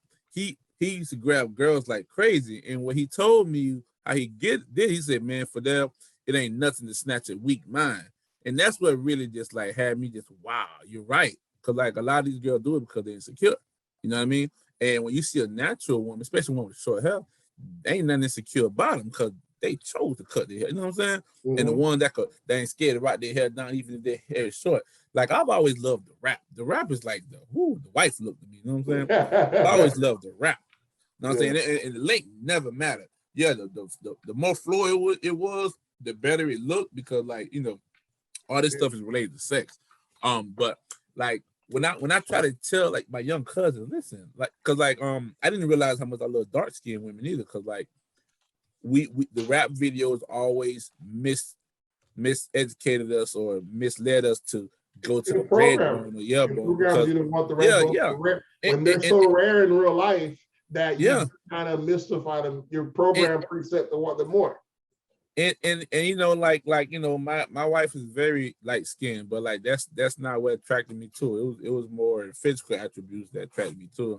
And then her being smart, being like a smart woman was always a necessity for me. Because one time, I remember when I was in matter of fact, no, I was in college and I went back to Belgrade, and I just talking to random women. One of them called me lame because I was using words she couldn't understand or spell. So you know, that was unattractive to her, and I just like, I kind of realized, oh yeah, no wonder I never been attracted to people in this city, because a lot of them not on my level. The ones I was attracted to, them the ones that, you know, I had a good relationship with, but like, them look, I want to say, and I don't mean to be totally derogatory, but like, still hoes, they ain't never did nothing for me. Because let me bring y'all back in right quick. Well, before we go back there, I just had a question for the fellas that have been in the married game. So keeping on that theme of, like how I said, you know, some things I had realized that, you know, my wife was keeping her hair a certain way because she felt that's how I like them. What about you guys? Has there ever been something you kind of realize your wife is letting you have your way on, and then once you recognize that, you're kind of like, wow, I need to change that? Or, you know, you ever have those revelations that it's a certain way something's happening in your house and you realize it's just because that's how she feels you want it, and you really don't have a bone on that? A couple things. I have it with mine. So it's like my wife's she's a house, home, what do they call it, homemaker, basically. She's a stay-at-home wife, and she's always adamant trying to go back to school or go back to work. I'm like, the math ain't making any sense. If you're going back to work, or if you go back to work, we're paying daycare, this, that, and third, practically the money's hitting itself. School's the only thing that makes sense. But like, well, do you even need to do that to go 2 more years to get this income? You can just join the business and make X, you know what I'm saying? But there is some stuff I'm at where we're at because she's been able to fall back so much and kind of play her role. I get a lot of leeway being able to do what I'm able to do because she does kind of toe the line in a sense. That's what she do, and that's kind of something you have to do. Like, hold on, you don't want to realize it complements my thing so well. Like, basically, I don't have to worry about my kids are fed or took care of this or that. I actually have one of my sons are even homeschooled. So it all works out, you know what I'm saying? So it kind of works out. So she does such a great job being a mom and being a housekeeper, doing what I'm saying, homekeeper, that I'm able to flourish on my role. But because the society looks at you, if you're not got a job, this, that, and a third, they kind of look like, oh, you're hanging on to your husband. What if things go worse? So it plants the seed in them like, oh, I got to protect myself for the just in case. But I always thought, like, to me, it's always backwards. How are you planning for just in case for something that's supposed to be forever? Yes. It's backwards, bro. It's like guys now they're talking about, like, if I gotta get married, I gotta get a prenup. I'm like, brother, just don't get married. How you planning to hide half your goods for someone that you're supposed to be building with? This is our thing I'm building. Ain't no beginning, ain't no end. It's supposed to be sloppy and messy. Ain't no your account, his account. It's supposed to be when it comes time for the divorce, they don't know where it begins, where it ends, because this is our pot I'm growing. You know what I'm saying? Every year I'm maxing out her Roth IRA, then maxing out my Roth IRA, putting in contribution. This is our future building. But people nowadays are so guarded and protected. That's what you're seeing. Oh, make sure you got your own thing. Make sure you know, they're almost competing against their spouse. Yeah. It's one of but just to not get off the topic, but that's one of the things that I did notice, that I was able to, I took a lot of it for granted as far as, well, why do you want to go do this? Because I'm able to do such and such. So she's like, yeah, but you were saying, so that was mine. Go ahead. How about you? Yeah, while you were talking, bro, I was trying to figure out what was it, because I couldn't really pinpoint one, but then I realized probably more on the social element, because like, you know, I'm the type of person, I like doing things, and I enjoy having company. You know, my wife's quite opposite. She really don't like company. It's not that she's anti-social, but like, let's say for example, like she doesn't always want to put on a bra, but if she feels she has company, she has to put on a bra, that type of stuff. Yeah, you're right. I know what you mean. So like that's one of those elements I had to realize that, you know what? Yeah, because I'm always willing to go hang with somebody else. And even, you know, we've had little discussions about this, like arguments, whatever. But I get what she's saying. Sometimes she just, even if it's nothing, she just wants to do nothing with me. So I have to minimize the visitations and stuff, because I get it. Yeah. Spend some time together, because the way I saw it, baby, we go to bed every night. You know? Yeah, exactly. Live in the same house. What you mean to go? Right. Yeah, and you know, hearing other older people mention it too. You know, sometimes, you know, even if you don't like the show she watches, I don't like none of the show my wife watches, but it's okay to sit down and watch it with her. Yeah, it's okay to sit down and watch it with her, bro. Didier, you'll find out, Didier, when your wife go to bed, the whole house got to go to bed. I ain't even sleepy yet. Gotta go to bed. Oh man! But, all right, I'm sorry, but get us back on track. I'm sorry to derail us. No, y'all good, man. Like, I'm listening to y'all, man. I see like the certain things with, even with my cousin, seeing like, you gonna start my show without me? Just like a little discussion about that stuff. It's kind of interesting. Oh yeah, when y'all find a show together, that's a big thing right there, man. You want to know? So here's something that I always tell people too, looking to live together forever, whatever. I always tell people, basically, two people stay together simply because they want to. I don't think there's anything bigger than that. So, like, with that being said, like, what mindset causes relationships to either die or not last? And I think Milton kind of harped on it a little bit, where it's like, because you're waiting on something bad to happen, then anything come close to it matches what you were waiting for to happen, and boom, everything's done. You know what I mean? Like they're waiting for an end instead of letting forever go on. You know what I mean? Exactly. So like when I have friends that were in long-term relationships and they break up, I'm like, how did y'all initiate the break? I don't even know how to break up at this point.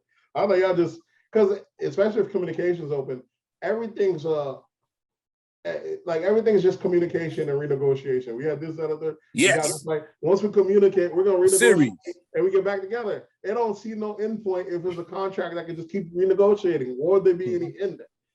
I think the end comes when one person does something that they don't do usually. So let's say you always do this, you got an argument, she always do this. The day you do something, deviate from that plan, something big, let's say like don't come home or call those things, now you set the precedent and set the ball rolling to stop the paradox from keep rolling. You know what I'm saying? We're staying there entwined. So at one point somebody says, you know what, this is the last straw, and they do something out their normal way to set it up as the last straw. But as long as you keep the line of communications back open, there's always we right back in this, bro. This ain't ended. Yeah. I don't know who said this, but recently I saw someone put that one of the things that they think is contributed to more divorces is people that serial date, that, you know, go from relationship to relationship, because what's happening is they just perfect how to end relationships. they get Yeah, I good at seen it. that. That They was take the emotion. Who was it? Do you remember who it was? It's the black dude from Dave Ramsey show. I think he was Okay, on there. okay. I You know, think he it has was. his own show now. Yeah, I think that's who it was. Mhm. And that's his point was that you get good at ending things. And so when you do call yourself in this forever marriage, you're so conditioned to be able to walk away, cut emotions, and do all of that, that, you know, that we didn't see that in, you know, our parents' generation as much, and our grandparents, you know, they worked it out, you know, even through like side kids, you know, you just didn't talk about it, you know, so, but they stayed together. And now is, you know, like I think they say the average person now has about 7 partners before they marry. And so that's 7 relationships that you have cut ties with, hardened your heart and walked away from, and jumping into a marriage where you're conditioned to be able to throw your hands up when stuff gets tough. So I think that might be some truth to it, that, you know, serial dating may not be the best thing for you. All right. So let me go into this then. Did y'all ever with y'all wives, did y'all ever break up? And then what was it that brought y'all back together, if that was the case for you? Is there anybody on this? Yeah. We done broke up for days, plenty of times, like a day or 2 days. That was my green light. Not an argument, not a discussion. Like y'all said, y'all was done. Well, she was done. I'm never done. I appreciate what I have. He was never done. I'm gonna use this as a little cop out for me to go act a fool, but I ain't gonna allow you. You don't think you don't have any chance to like they said. You know what I'm saying? All it takes for you to separate is time and distance. The heart grows fond. You're saying you grow hard in that way. It's kind of like, remember when Cardi B, when her dude cheated on her, and people are mad that he showed up at her show. People are like, oh no, he gives her time. I'm like, hell no, you don't give her time. Love, all is fair in love and war. Why am I giving you time for it? So I can lose? Nah, I ain't giving you no time. You ain't no time to get over me. I'm right back in there. We didn't realize that's a good idea. That's what my dad told me. He said time and distance is marriage killers. Exactly. You know, you get kicked out the bed, you sleeping on the sofa, that's distance. Nah, you're just gonna be mad back to back until we can turn around, you know, to sleep together in the bed. You know, it just, that distance kills it. And exactly. I didn't have that breakup. I can remember the first time that we had like a real fight though.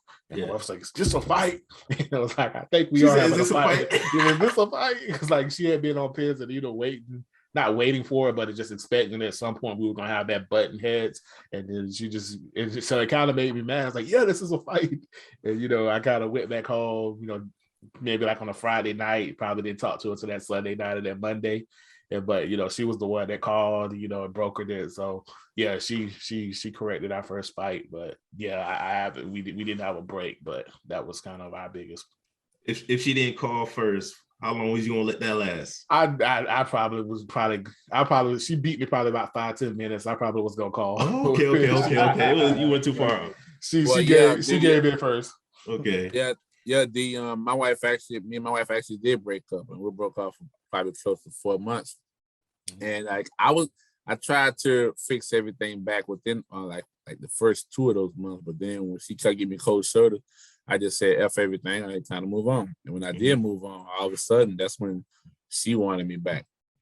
But like when we did talk, she said the reason that we broke up was that like she said things seemed too good to be true. So she ain't trusted. She probably thought it was game. So she felt that we needed to break up because you know, like she told me like to some degree I almost seemed too perfect. That, you know, I know it sounds like I'm bragging, but no, she told me. And so like she figured it was just a game. So she let me go. I got fired. But I always tell people that like it seems like when you don't want the woman, that's when they kind of want you back.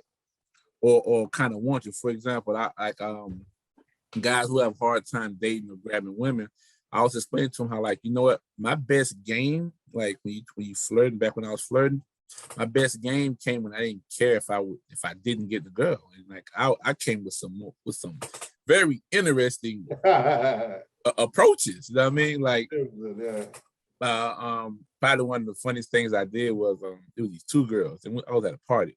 That was back when Vlad died, D. And like I just seen 2 chicks. I'm like, let me see what my game at. You know what I'm saying? And, you know, I was ready to take it. I ain't care. So I just walked up to them. Hey, y'all, check me out. I'm finna hit y'all with my best pickup lines. You feel me? And I purposely hit them with the corny stuff, and they wait. You know what I mean? So like, all right, you know what I'm saying? I'm doing the whole acting thing. And it started making them laugh because like they're like, that's corny, next. And I just kept on going, whatever, and then they enjoyed it. You know what I'm saying?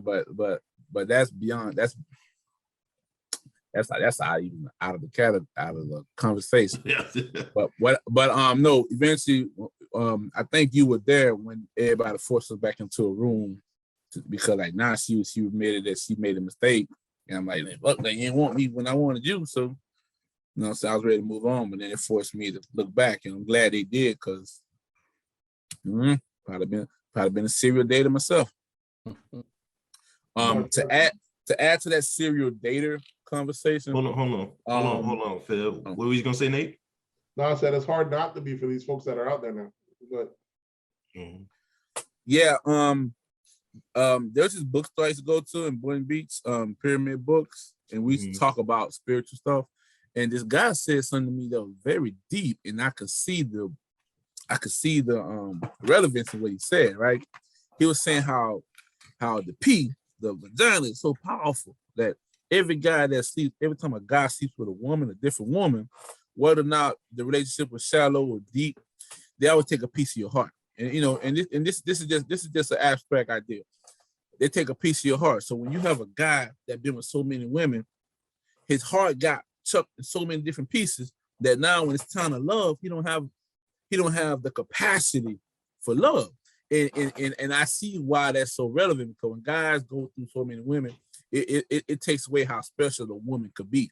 You know what I mean? Because we all remember being in love in high school and stuff, that the chick you were with was just the bomb. You know what I'm saying? I still remember my first kiss, man.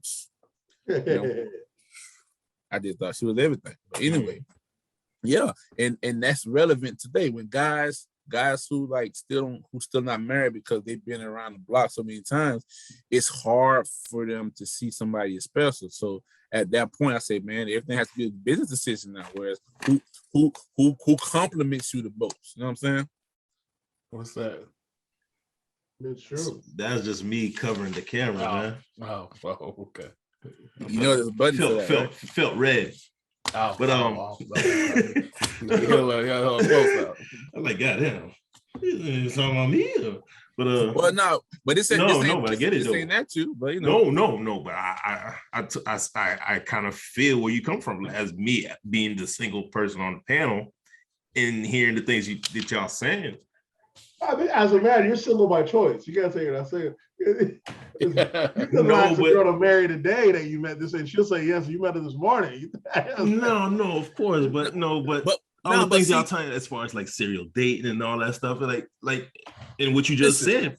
Listen, I'm talking about like that. You guys heard of this phrase? I'm talking about putting a pussy on a pedestal. When you in high school, that's what you do, right? Like the girl is so major, but then after you done knock a few of them down, that pedestal. That's what I'm saying. What you're saying is I'm feeling that 100%. I feel that 100%. And so now you have to change as far as, okay, I need to not be so picky. And women do it too. Like they become so picky that what the stuff they're looking for is just so narrow now that no one fits the category. There's no perfect guy. And that's just so true. No one's perfect. The other part, I always yell at guys too, because guys always talking about that ideal woman. What about you, bro? What you bring to the table? I mean, you can't beat. If you ain't shit, you can't expect the woman to be the shit. You know what I'm saying? Like get somebody. I feel a guy at your wage. I feel a guy could always pull a girl if she gives him an opportunity. It don't matter the age. They don't matter the wage. That's like I said, if you can make her laugh, you can bag her. There's some broke guys out here. No, Candy Keeper. That's what I'm talking about. Candy Keeper. Oh yeah, Keeper's a whole different thing. But if I'm saying, that's what I'm talking about. If she gives him the opportunity, just the opening, a laugh, he might be able to bag her. That's why a girl is like, oh, this guy's that's called roofing on. You let him stay long enough. What is that roofing on? Well, you said not the Bill Cosby. What you said? No, I was just joking. He said, yeah, an ugly guy get an opportunity to bad the bad. Yeah, that's called roofing on. Spanish fly. It's a joke. Even if it's an ugly guy, if she's willing to be around him long enough, speak to him on the phone, she might catch herself catching feelings. And guys know that. That's why guys probably like, hey, there ain't no guy friend next to you. Because a guy, like any opening, a guy gonna take. You know what I'm saying? He's just the slightest crack. She might think, nah, I don't even see him that way. You don't see him now. He already sees you that way. He just needs you to slip up and see him that way, but one time. You know what I'm saying? Now that's true though, because I have a female friend that hit me up around Christmas asking about a gift to give her dude in her life. And so I was like, oh man, she usually posts on social media a lot. And I was like, oh, I realized you was talking to somebody. And so she was like, yeah, that's my sneaky link. And what's funny now, from Christmas time to like now, I see her posting pictures and stuff, getting ready for Valentine's Day. Buddy got promoted from sneaky link to he the dude, because he was just playing that lane. He was there for her, and she realized, hey, this dude treated me right. And so to Dave's point, sometimes even though they don't hit that checkbox, because I think I asked her, I was like, you buying Buddy gifts, but you said he ain't the one, and she was like, oh, he good. And so yeah, like I say, Nate brought that memory. Yeah, sometimes that sneaky link do sneak up on them. Yeah, but see, in my belief, that person is good for her or good to her. Like I tell my cousin all the time, like, okay, it's one thing to play hard to get, but don't play can't touch this. You know what I'm saying? Like someone that's a bar. When a guy, bro, like if a guy's chasing her, she keeps running. No. Don't make it easy for him, but you know what I'm saying? Like if you got 5 dudes chasing you, man, run until one of them catch you. Because don't just let them all grab you, but run, because the one that's the player, he ain't gonna waste his time. He ain't gonna waste his time, On to the next one. No, I'm talking about, but the guy that really likes you going, listen, come on, man. You know what I'm saying? They're gonna come through, like you said. And hopefully if they play cards right, they don't get stuck in that friend zone. Cause there's a window for that. There's definitely. You're like a brother to me. Motherfucker. I heard online, you know what I'm saying? This is kind of a bigger sidetrack. Women are saying it's unfair. They're saying how men feel so hurt that women friends on them. They're like, but think how women must feel for us guys that we think that are actually friends, but this whole time they want that they've been faking the friendship. And I'm like, I guess I didn't know that was a way. Look, we're not faking the friendship. We're tolerating it. We're working through the friendship in the hopes that yeah, bro, that goal is the motivation for that friendship. Yeah, it's a motivation. I don't know how we're doing on time, but I think I had a question to ask the fellas that I think might be good for single fellas, and I think it was a problem I had. How do you know? How do you make yourself feel that you're prepared, for a marriage? For me, I probably delayed it because I didn't think my finances where they needed to be, or I thought I might have had some baggage I hadn't, got rid of yet that, I didn't want to bring in a relationship. And I think it was a friend of mine, Devin Robinson X. And he'd be like, when you gonna marry that girl? And I was like, man, I'm trying to get our money together to make sure we move in, she ain't got to work hard and stuff like that. And he was like, man, just get married. Basically what he told me was, whatever you think you got now, once you get married, it's going to multiply. And like, I contribute him for being one of those people, just like, stop waiting. It ain't going to never be perfect. And it's going to be perfect after you get married.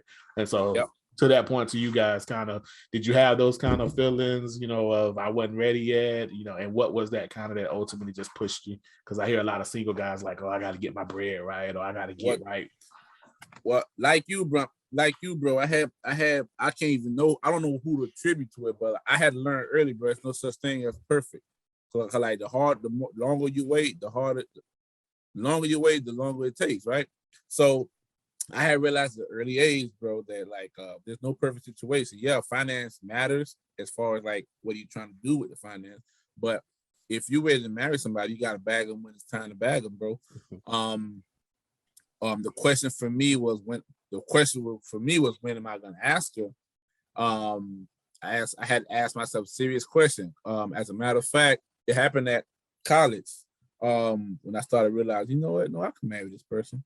Cause I heard somebody say, I think he could do better. That type of stuff. I don't know. Somebody came back and told me that was a conversation being said behind my back about me and my old lady, that somebody said I could do better.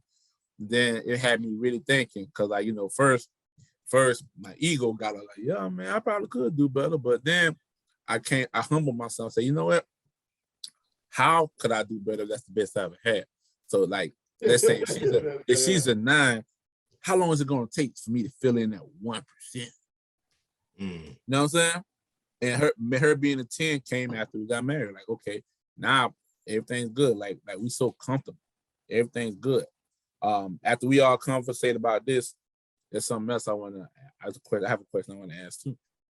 My thing on that one, when I knew, I had family trying to book you from the time we had our first kid. That if you got H family, well, you guys married, y'all young, I need to go start worrying about getting married. And I was like, hell no, we ain't about to get married on y'all accord. We're gonna get things right. You know what I'm saying? And family joke, I had friends joke, I know it's about time I got married. It's about time I got married. I'm glad that I did it on my own time, even though she felt, I even had the whole ultimatum talk that they're like, oh, I'm like, and I was joking, I'm like, you ain't going nowhere. Because it just sounds so stupid to me. So we're already in love, we're together, but you're gonna leave because it's my marriage, and now you're gonna have to go play the game and hope that someone else likes you. Y'all gonna say why? When this is true, but either way, I'm glad I did it on my own time, even though we're younger. And so what was it though? What was it that kind of just clicked for you that it was time? It's one of those things. Like it's one of those like when you're not with them, you want to be. And it's like you might be on the quick to get out of the house, but as soon as you get out of the house, you just call and check them back in. You always back. I'm like, your life almost inverts in a way. You go from trying to always be outside the house, like I just want to chill with you. Either you right here or you in the other room. We good right here within the vicinity. But when I'm out, I'm always checking back in. I might as well be saying, so you kind of want to be, so it's like, I'm going, I'm about ready to pop the question, let the guys know. And we went out to a resort out here in Orlando, which is a resort we still go to all the time. And I popped it back there, right then and there. I was good. It was 10 years in. It was good. Like I said, it worked out. So, and I'm glad that I was not forced, or some guys might be because they have kids or this, that, and the third, but I'm glad I did it when I felt like it, and that goes a big way. The confidence of knowing when you're ready. Yeah, and I like I said earlier, I feel like the man is the key element. Not to say that, not to sound too much misogynistic, but like I think that's what leads to the success when you're not forced into it. When you're not forced, also, let's say when you're not forced, you're behaving correctly. That's why you're able to even date. That was deep. How like Charlamagne's all saying, man, it's been like 5 years so days since I even cheated. You see how he almost holds it to the pedestal? Because it's almost like when you're not forced and you've gone into willingly, you almost treat yourself like I'm doing the right thing. You put it like it's a trophy. So it goes a lot. So look, one of the funniest thing I always hear was anyway, no, not always hear, but the funny thing, what I'm trying to say. People are always having trouble maintaining relationships because I feel like they're acting the position, right? Like you're always trying to do boyfriend stuff to be a boyfriend and be a husband stuff to be a husband. And I felt like people either skip this part or don't know about how they need to be friends in a relationship. So how important is the friendship in the relationship to y'all? Because I literally tell people, sometimes me and my wife, we chill. Like we're not even together, we just chill. You know what I'm saying? We crack jokes. You know what I'm saying? Like I make her my friend, like how I would hang with Didier. My wife don't drink, so it's cool. I'm not a big drinker, but I love cracking jokes. She cracks jokes back. We talk about stuff. Like we even got this little thing where it's like, if I'm on the way home, like, hey man, till that dude leave, I'm almost there. You know what I'm saying? That type of stuff. Good. Yeah. And then I still got this random joke about my kids, because like I used to jokingly tell her, listen, if my babies ain't black as hell like me, they ain't mine, right? Yeah. And did it see my kids? No, like as light as me, bro. So I keep saying, listen, when I meet these kids, daddy. And look, and what makes the joke even funny was like, okay, you must have came back because two. Goddamn McMahon. But ultimately though, like what makes I want to say tolerable, but I don't want to carry a negative connotation. Like what makes this thing go on is that, I always try to remind myself she's my wife. So that's why it encourages me to not just sit on my ass and not be romantic. Cause we get complacent, but at the same time too, like, when things gotta get done, I need a friend to help me clean the house. I need a friend to help me, you know what I'm saying? Of course, the honey-do list is the husband job, but then other than that, like, we chill like friends, whatever. Y'all was on. I'm gonna hit you up with some quick rounds. All So right. I know I don't want to hold y'all up too much longer because I know we've been at it for a minute and we having a good discussion for real. So some quick rounders. I guess we kind of touched on this, but we're gonna get a little bit more specific. As far as finances goes, were finances mentioned before popping the question? And if so, what was the time frame for when you began to speak about finances, as far as like maybe did you have like prior debts, and how did you go about, how are you paying for it, and maybe credit score, things of that sort?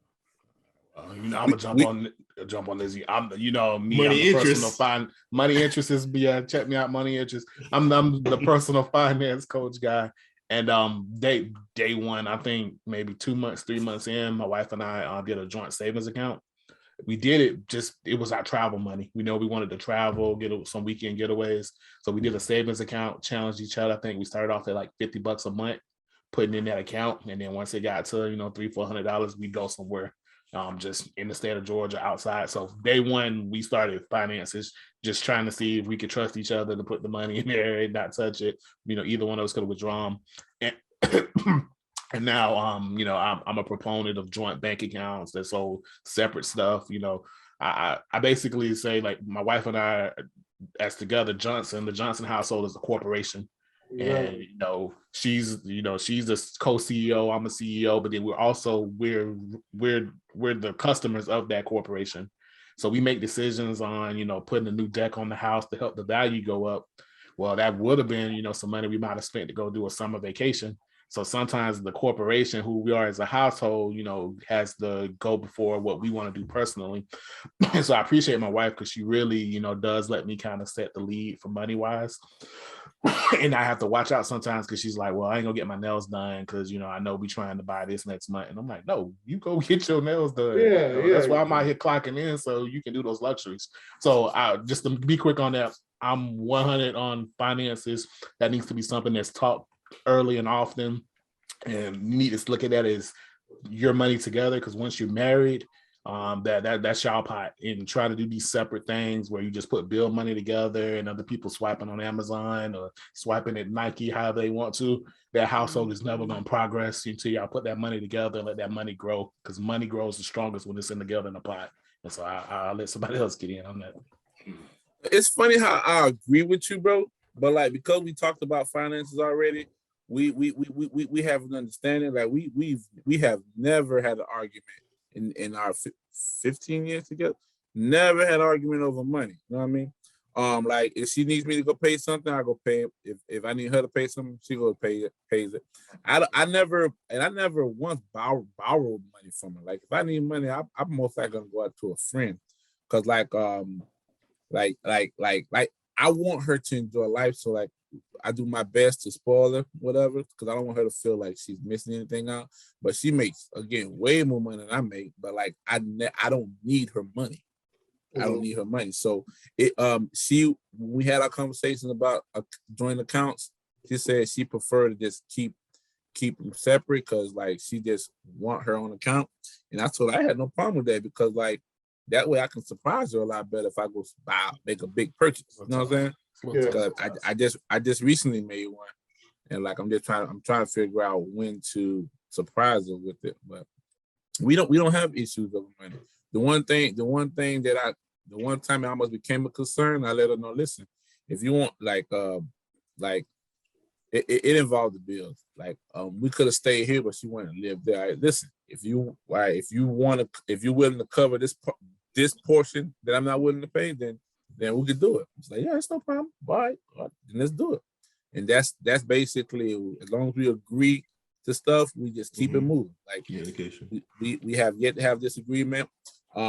She buys a lot of stuff on Amazon, but she's very frugal. She is very frugal. She is the cheapest.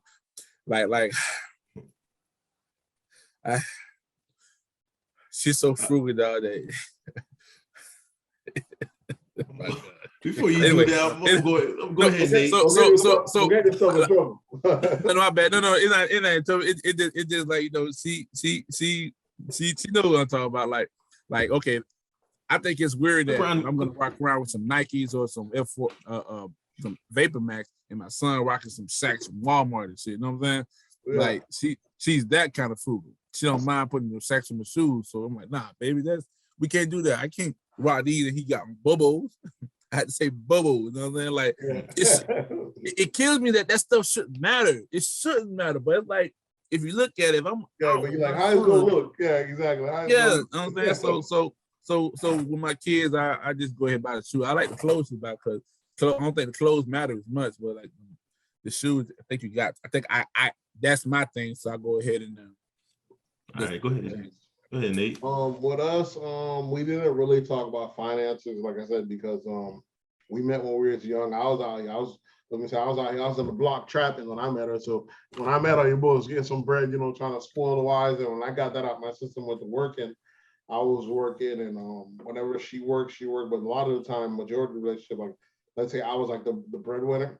So, but it was never like I said, she's not a big spender. She's very big on the family. Anything she's spending is towards the family. If anything, it'd be something like that. Like, listen, you need to cut back on this. We don't need to buy it organic as opposed to that. And her thing would be like that, but it's never been a thing. And then when we finally switched towards like when I got into the old Ramsey method, when I started getting more financially savvy about saving and investing, it was already good because she was already very frugal, and it worked hand in hand. It worked perfectly. So knocking out all debts, you know, doing like the debt snowball, knocking that off. And then when you buy a house, or try to knock out the mortgage and all that stuff. So it worked out pretty good. But finances is a big one. I know most couples break up because of it. As far as no matter, so it's almost like it matters. You know what I'm saying? If you could get, especially debt, man, if you don't do anything else, kill your debt. Because that's going to be the one that sneaks up on you anytime. Life's always going to have a bump on the road. But when that bump comes and you're in debt, it's always worse. So if you have no debt, you could almost handle anything. You know what I'm saying?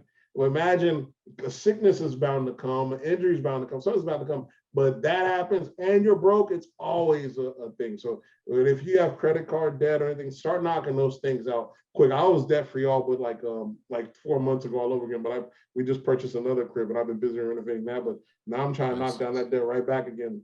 You know what I'm saying? But it's something you definitely want behind you, though. A lot of couples don't speak on it, but it's one of the main reasons that make couples like break up. A lot of financing has a lot to do with it, as far as the you know what I'm saying? Even if one's a breadwinner or not, it don't matter what's the parameters are, can't control that debt over your head. You're gonna make everyone, you know what I'm saying, make everyone a little bit happy. You know what I'm saying? Shout out to you for knocking out that debt before getting back into the other crib.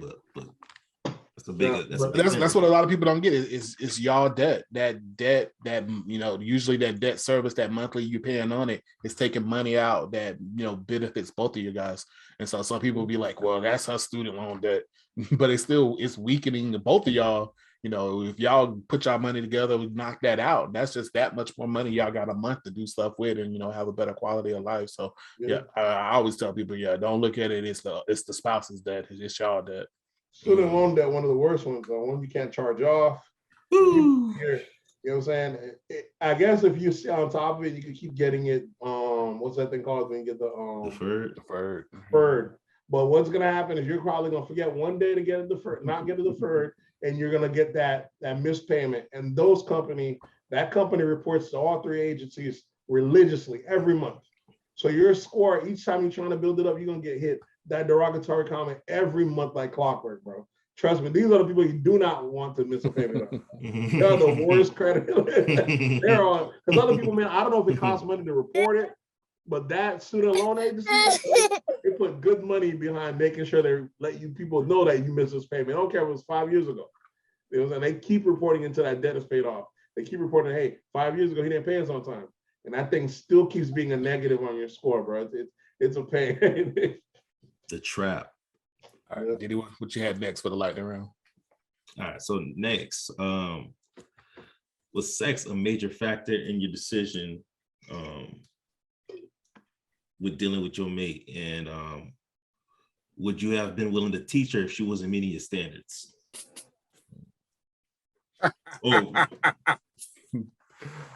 I think You wanna I pushed it just to kind of see where my wife's level was. I'm a guy. You guys want to know that your wife is willing and able to do to meet those needs. So I probably pushed it a little bit earlier in the relationship, but now I think she's probably the person that initiates a little bit more. And a lot of times after long days and stuff, I got to remember that she has desires too. So if I want her to be ready to go and I'm in the mood, I got to be ready to go when she's in the mood. So I don't I don't feel like it was anything I had to teach her. But I did communicate to kind of let her know, what my levels were, what I was looking for. And then she meets them. So that's kind of my take on it. Okay. Yeah, I guess now that time's going on, no, it wasn't a factor to the nothing beyond the fact that, hey, as long as you can get up for me. Because the reason why I say that is I've realized that I was very picky. Like, not every woman got me up. You know what I'm saying? Like, I didn't realize I was so weird like that. I'm very particular about what I like about women sexually. And so, with her, it works. That's all that mattered to me. So everything else we can communicate and work on. Yeah, that pretty much does it. Like I said, I didn't have, there was nothing in that. It wasn't like I said, I don't know if it would be, it wasn't a factor. It wasn't an issue. So I can't say, was it a factor? Because all of us were in a position where it wasn't a factor. Now imagine if it was bad ahead of time, then he's probably one of that. None of us, it's hard for a guy to say it was bad in a sense like that. You know what I'm saying? Mhm. But yeah, we did it. It was never a factor, so it wasn't like for it to get in the way. Okay. All right. Bet. Yeah, I guess I can say thank goodness it's not a factor, because when I hear the radio and I hear all these things that go on with people in their relationship environment, say, whoo.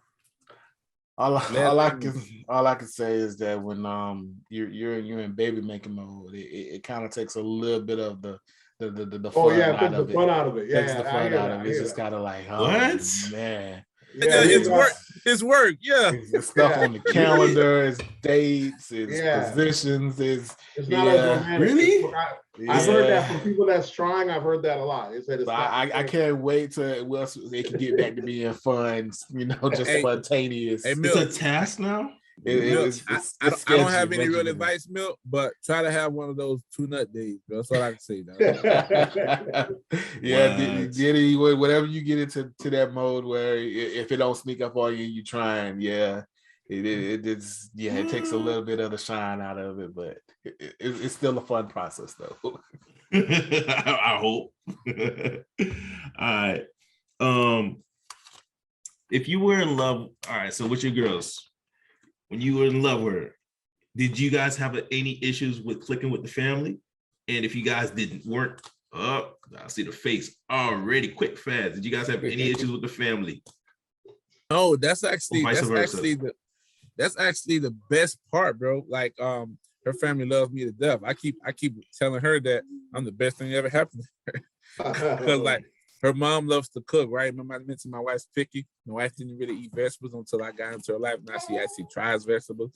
My wife's not a fan of rice, you know what I'm saying? But anyway, her mom is Jamaican and loves to cook. And so now she has somebody that's gonna devour what she cooks. Cause the thing was she probably cooked some stuff, it never gets eaten. She gotta throw it away.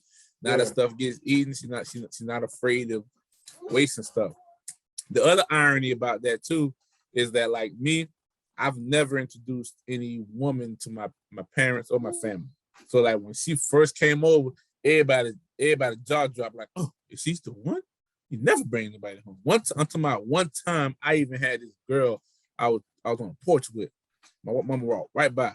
Mm-hmm. I ain't say much. So I just let her walk by because it wasn't nothing serious. Yeah. You know what I mean? So, yeah. What about y'all? Any friction, any wave? I didn't have any friction with her family. We had some at first, like my mother-in-law, but that's only way I said because we were young and in high school, and there was this kid I done caught at the house a couple of times getting off work early. So we've been to that stage. Parents catching you have to dress. We've been to all that, bro. Yeah. Like I said, we've been together since we were young. So her parents, we got stories. And you're allowed to tell it. Yeah, man. So we've been through so much, and her dad loved me because he's old school, and I was very traditional. It's time to get married. I asked his permission first, and asked for his hand. So I did all that. So other than that, the family gels pretty smooth. My folks, my dad was old school. My mom did try to shade her when he first met. Like probably the first year or 2 years, she just kept mispronouncing her name, bro. Like on purpose. Almost like the Everybody Love Raymond type mom. Always kind of subtle shade. This, that, and the third, but once she knows real, and then we had the kids, she took her in like almost like a daughter-in-law, like almost like like a second daughter, but type of thing. But it's one of those things. But other than that, the family's pretty cool. You gotta go, like I said, when you're the person, you gotta almost do whatever you can to almost walk around eggshells around their family, just to keep the static cool. You know what I'm saying? Keep things cool amongst both of you. And your wife just took it in stride. Yeah, back then she was like, man, your mom be trying me, man. I was like, man, I don't mean nothing like that. Man, that lady's sweet, man. I ain't worried about you. But it is one of those things that, at least in my case, when they say you almost like you're marrying your mom, they have a lot of similar traits in that aspect. Mm-hmm. So I always joke, and I was like, I don't feel this way about my mom. You're just looking at your future. And I'm just joking out. We joke about it, and then so stuff like that. I'm blessed. Yeah, my in-laws, I love them. My mother-in-law, she's real cool. And then my father-in-law, it was funny. I think the first time me and my wife kind of had a little bit of a argument in front of him, and she kind of looked at him, and he was like, "Don't look at me. I don't get involved when married people having discussions." And so it was kind of his, his just blessing that, hey, y'all having a discussion, y'all work that out. And that's something too. I always just told my wife, I'm careful how I, share stuff with my parents and my family, and the same with her, because you may tell them something and now they still holding on to that, even though you don't forgave me or you happy about it, but they still remembering, that time you was mad at me about something. So I was like, be careful. My bad, D. My son loves a camera, bro. Like I'm in his room, so it's like I can't even argue with him. I'm trying to he loves the camera. But yeah, so yeah, that like I say, great relationship, and that's one thing. I would always caution, folks, new in marriages and just in relationships, be careful how you talk about your spouse, your mate, to your family, because they may be holding on the grudges that you don't forgave the person for. This is true. Yep. Understood. At what point did you was like, okay, this is it, and I'm gonna pop this question? My wife had tipped me off that, she had the expectation that I was going to ask her parents and all of that. So, once I knew I was ready, it was probably like 4 months. So everybody in my life, my parents, her siblings, they knew I had the ring. It was actually being hid out of different people's houses, because she would come to my house and try to clean up and stuff for me. So I would have to hide the ring in different places. So yeah, and I don't know. I thought about doing, the restaurant. I thought about doing the public stuff. I think at that time, all of the surprise dance stuff was the big rave. I even thought about doing that one time. I was gonna do a dance routine. Glad I did. But it ended up just being Christmas. Exchange gifts. Had one gift that was in a big box. She opened it, and it finally got to the ring. And I knew I knew my wife. She didn't want anything public or big. She wanted something just between me and her. And that's how it ended up happening. Word, that's nice. What you need? Go ahead. About me, I popped the question when it was our anniversary. Like I said, we flew out to Orlando Omni Resort, and we were like in one of the suites up there, and like I said, like I already had the question. She didn't know I had hid it in a box or something like that. I think I even got that. Might have been was it anniversary or was it Thanksgiving? It might have been not Thanksgiving. I mean, was it? It was Valentine's. So we're doing all that stuff, I even went all out that year, got like some red bottles and all that, and then popped the question, had it in the box. So it came out, it was very memorable, man. It was pretty dope. It was pretty dope. And then popped the question, had it because I had already went wing shop, and it was pretty dope. I would have liked to have done the public. Matter of fact, Mm. I threw up that day, bro. Like I had butterflies in the stomach. Okay, Yeah. okay. I was a little nervous all that day We too. went out to eat. We went out to eat, and I kind of went to the bathroom. I kind of like threw up, and then she was like, "What happened?" I was like, "I'm feeling a little off," and she's like, "Or we could just go back into the room." And it's because I was so. What I was gonna do was do it when they put in the drink at the champagne at the restaurant that they have at the resort. But I kind of was so shy, bro. I was like, I got a little flustered. I had butterfly, which is crazy because I knew she was gonna say yes. Yeah, I ended up getting scared, bro, almost like stage fright, almost. And so I ended up having to pop it up in the room. That's what you guys just didn't remember that, bro. That's just crazy. So I think I chickened out. I think I had some of the same feelings about doing it Yeah. in public. Then I ended Yeah, up and just I was doing like, something more intimate. Yeah, after the fact, I kind of wish I'd have did it in public just to show the big gesture, let everyone else. They're like all that, everything, but she Yeah. either way. But I just wanted to show like it is the show of it. But I ended up just doing it. I did plan on doing that, but like I said, yeah, I ended up chickening out, bro. It was crazy. Yeah, just Yeah, that's what's up, man. That's what's up. You know what I'm saying? Showing the nerves. How about you, Milton? I think Fedel. Fedel. Yeah. Now, bro, my story's terrible. But let me answer the question first, though. Yeah. Remember I said like I was pretty sure I would consider marriage after I was 25. So after I was 25, we were still together. Since when I started saving up money for a ring, then like I fell for a scam. I lost like $1,600 for this internet scam. I fell for it. Oh my god! But so I built back up. So probably when I was 27 at the time. Was I get married at 27? I don't remember which. Well, I got married at 27. So anyway, okay. So now when I did save up money to buy a ring, I bought the ring, and so like I want it to be different. So I'm like I want to make sure she knows that I love her. Whatever. So I said I was gonna piss her off, and let her think we were breaking up or something. But like I was trying to figure out how I was trying to get her to take me to the beach so we can like pretend we're talking it out, and I was gonna get on one knee and everything. So the pissing off part worked too well to where like she didn't want to You're go to a the wild beach. boy. Yeah, so like she said she'd been here before, like she felt a breakup coming, and I let her drive this time. And we were 95 speeding, and she's like, oh, just don't want to hear nothing I gotta say. Like, hey, pull over, let's go this way. And she just felt that I was gonna end it all. So like I just totally, oh baby, listen to me. I had to get aggressive and made her pull in somewhere. So she pulled into Dunkin' Donuts, and like I said my gesture, whatever, and I said I've been thinking about some things, and it involves you, like I really love you. I don't want you to feel like I don't. And then she's like, but you had a little smile, like, well, how do you feel about this? And I reached into my pocket and I grabbed the ring. She didn't want to look. She looked and she did a second glimpse. Then she like started smiling and she had a big old headache. I pissed her off so bad. And I asked her, will you marry me? And she said, yeah. So you proposed to her at Dunkin' Donuts. Dunkin' Donuts parking lot. Yeah, because I had pissed off so much that the beach was out of the question. But here's even better news, right?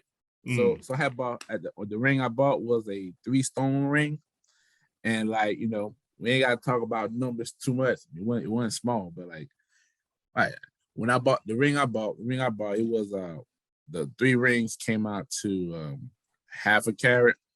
And I paid 26 for it, but she preferred a halo ring, so I took her back to the store that I got it for, and bro, the one she wanted was $400 cheaper. Man, that was like a sign that it's a good decision here. I let her exchange. I allowed her to exchange it. It ain't hurt me damn bit. And so like, you got 3. You chose a 3-stone. I thought I showed you what I wanted, baby. If you want to go change it, I don't care. And I was hoping it would be cheaper. And yes, it was. You can't even count your blessings. You're like, appreciate it. Yeah, you got the dub on that one, huh? Mm-hmm. Lee. All right. Man, shoot, man. I appreciate y'all coming through. So quick hit as far as like, what advice do y'all give to the young single cats out here in the game, or even to the women too, right? What do y'all give to these young people in the game that's, intaking all this? Because it seems like there's a lot of negative shots going both sides, women versus men and all that. Well, two things, bro. Two things. First, I think I already said one thing. First, I tell everybody you write your own stories to relationship, because like when you try to follow the rule book to relationship, you'll always come short because you're trying to do something outside of what you're used to. You gotta just, like I say, be friends with the person and create your book. A relationship. You have to remember how it is to maintain a relationship, because we all have a relationship with family members, friends, brothers. What does it take for you to keep liking these people? Well, most of these people are part of our lives forever, and like we can't do nothing about it, so we keep them around. We could use those rules or those elements to keep in a relationship where it's like this person, you have to see them as somebody that's going to be here forever. So you have to move in order to keep liking them, keep loving them, because they're part of your lives now, So that's basically my main input for that, if I make any sense. Yeah, that's very true. Yeah, there's no set rules. You do what works for your relationship. You know what I'm saying? Don't let the outside words apply. Everyone's relationship is different. That's very true.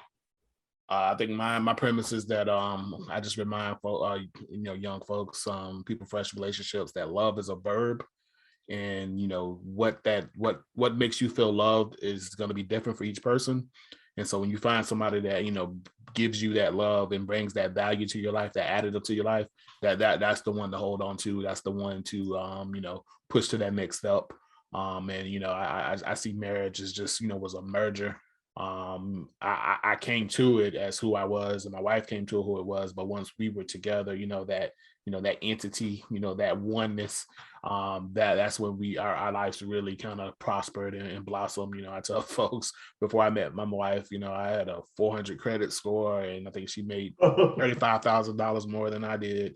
And just once we were together, just like opportunities, the stuff, she just kind of motivated me to take on jobs. She was the one saying, yeah, go fly across the country and try this job and see how it works, and we're gonna figure it out.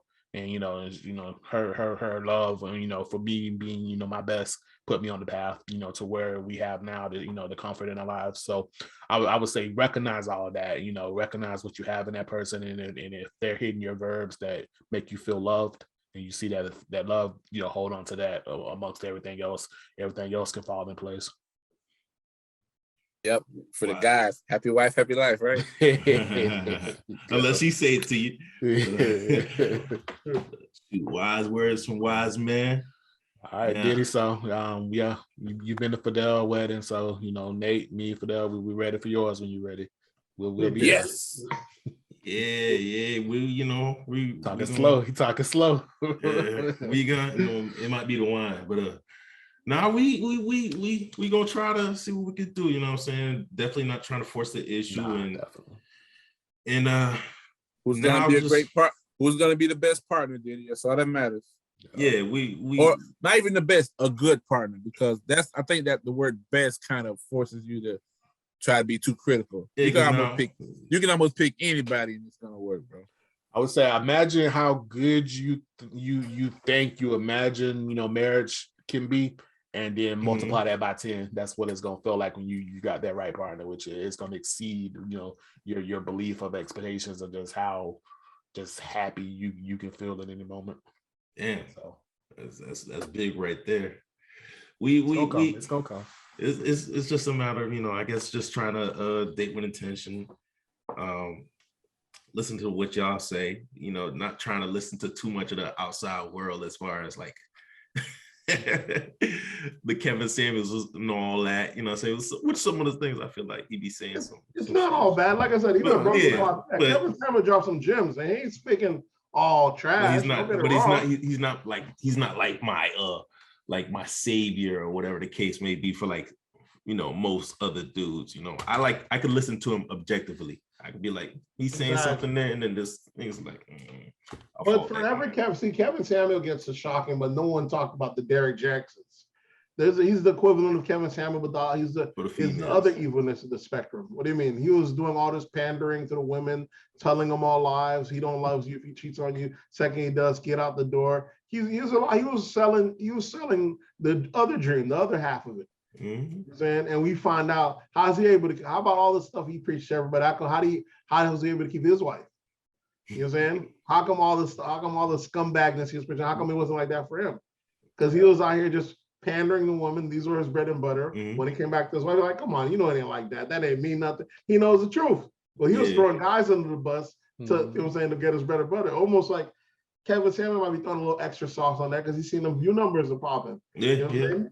So he's saying, hey, you know what? In that same conversation, like when women would ask you questions about God, you know, I would tell them, and this is just my narrative. It's not that you guys have to follow it or you have to chime in on it, but I used to tell women, like, listen, all men are dogs, but some dogs you can keep in the house. And they got that. Cause you got a big ass pit bull, now I'm motherfucking be outside. You know what I'm saying? Exactly. You got a little chihuahua that you proud to show off. And like, you know, that's how the husbands are. Like we the ones that want to show off. Cause like my wife just want me to go everywhere with her just so she can have a man to carry the heavy things and to say, hey, look what I bagged. Right. Well, all right, y'all. It does. He's right. That's very true. Some dogs you can bring inside the house. Yeah. I do feel though society, the reason we're seeing so much of a male versus female thing, I look at the common denominator for everything. Now look at America. It's down to money. You get more consumerism if you separate them. Women are the biggest consumers anyways. When you're in a household, consumer spending doesn't go up. You know what I'm saying? Because you're thinking as a group. But when you get them to be single, they can spend wildly. When a guy's single, he might still spend wildly. He ain't got a family. We keep these families separated. We got a whole bit of consumer base. People don't even want to work out here. This, that, and we got to keep these people separated. We're going to keep this bread and butter going. You know what I'm saying? But look at the most successful. Look at the most that's running common. Look how their dynamics set up. They're married, wife and kids. So do as they do, not as they say. You know what I'm saying? They promote single mother. She's strong, dad, single mom. They promote all this singleness out there. They promote bachelor life for guys, live your best life for women. But look at who's promoting that. Look how they're living. You know what I'm saying? Don't forget the message. Look at how the messenger's living. You know what I'm saying? And see if it's just not a complete different dynamic. Well, you just said some real stuff right there. Yeah. All right, y'all boys. I appreciate y'all pulling up once again. You know what I'm saying? Sure. Coming through with the wise words. You already know. Because, you know, out here, I promote Black love, and this is what it is. These are Black men. These are what they're not. These are what they're not talking about. The Black man with the rings. Y'all all got rings? Yeah. Y'all wearing them? I got mine on right now. No, it's all good. I was gonna be like, man, dude, flex the ring right But quick. nah, that is my shield though. That's what I call it, the shield. Hey, when I walk out the house, I put the shield on. Let's flex the hand that's supposed to be on. There you go. Shield. You know what I'm saying? They ain't promoting Black love like that. So we do Black love out here. You know what I'm saying? And but I guess because we just had this whole ring sabbatical thing. My rings used to always. It's something about this knuckle right here that is so big, right? So no, it doesn't swell up. It's just that when the ring go on, like if it can't fit on this knuckle, it ain't gonna go in. But the part where it sits at is real thin, right? So like I always have to get the ring enough to fit here. So my ring used to be loose. So I wash my hands and I would lose it. Right, you know what I'm saying? Yeah. So like I seldom keep it on. Now at work, I've been more cognizant of it, so I bring it to work more often. But like I never used to wear it for a long time because I used to fall out. So the original ring that my wife gave me, I lost it. The one she had engraved, I lost it. So like she understands why I don't have it on all the time. But usually when I go out, I try to put it on. So I love. She don't feel no type of way about that. It took a while. It took 2 years in, but I love when a woman, you know, they may flirt with me and I get to flash the ring. That's just, I was waiting for that day. I was like, I can't wait for a woman to get me on. And I'd be like, sorry, I already got my queen. It finally happened like 2 years ago. And I was just like, Good job, bro. Good job. You earned it. The hidden perks Was of waiting on marriage. it. Was waiting on it. Be careful because they flirt with you harder when you got Yeah, the when ring. they got Yeah, the that ring, is you true. get them more. You're more noticeable. Yeah. Hey, it makes you feel fine though, don't it? Yeah. Cause You my shot your kids, shot. when I go to mention that I'm married, I got a wife. You got kids? You're married? I'm trying to figure out what's the surprise? Like, man, what are you telling me? It's bad out there, man. Doing the bare minimum is considered top grade out here. It's bad out there, bro. You're trying to choose the chosen. All All right, Joe. Diddy. Thanks again for putting us together, man. Appreciate it.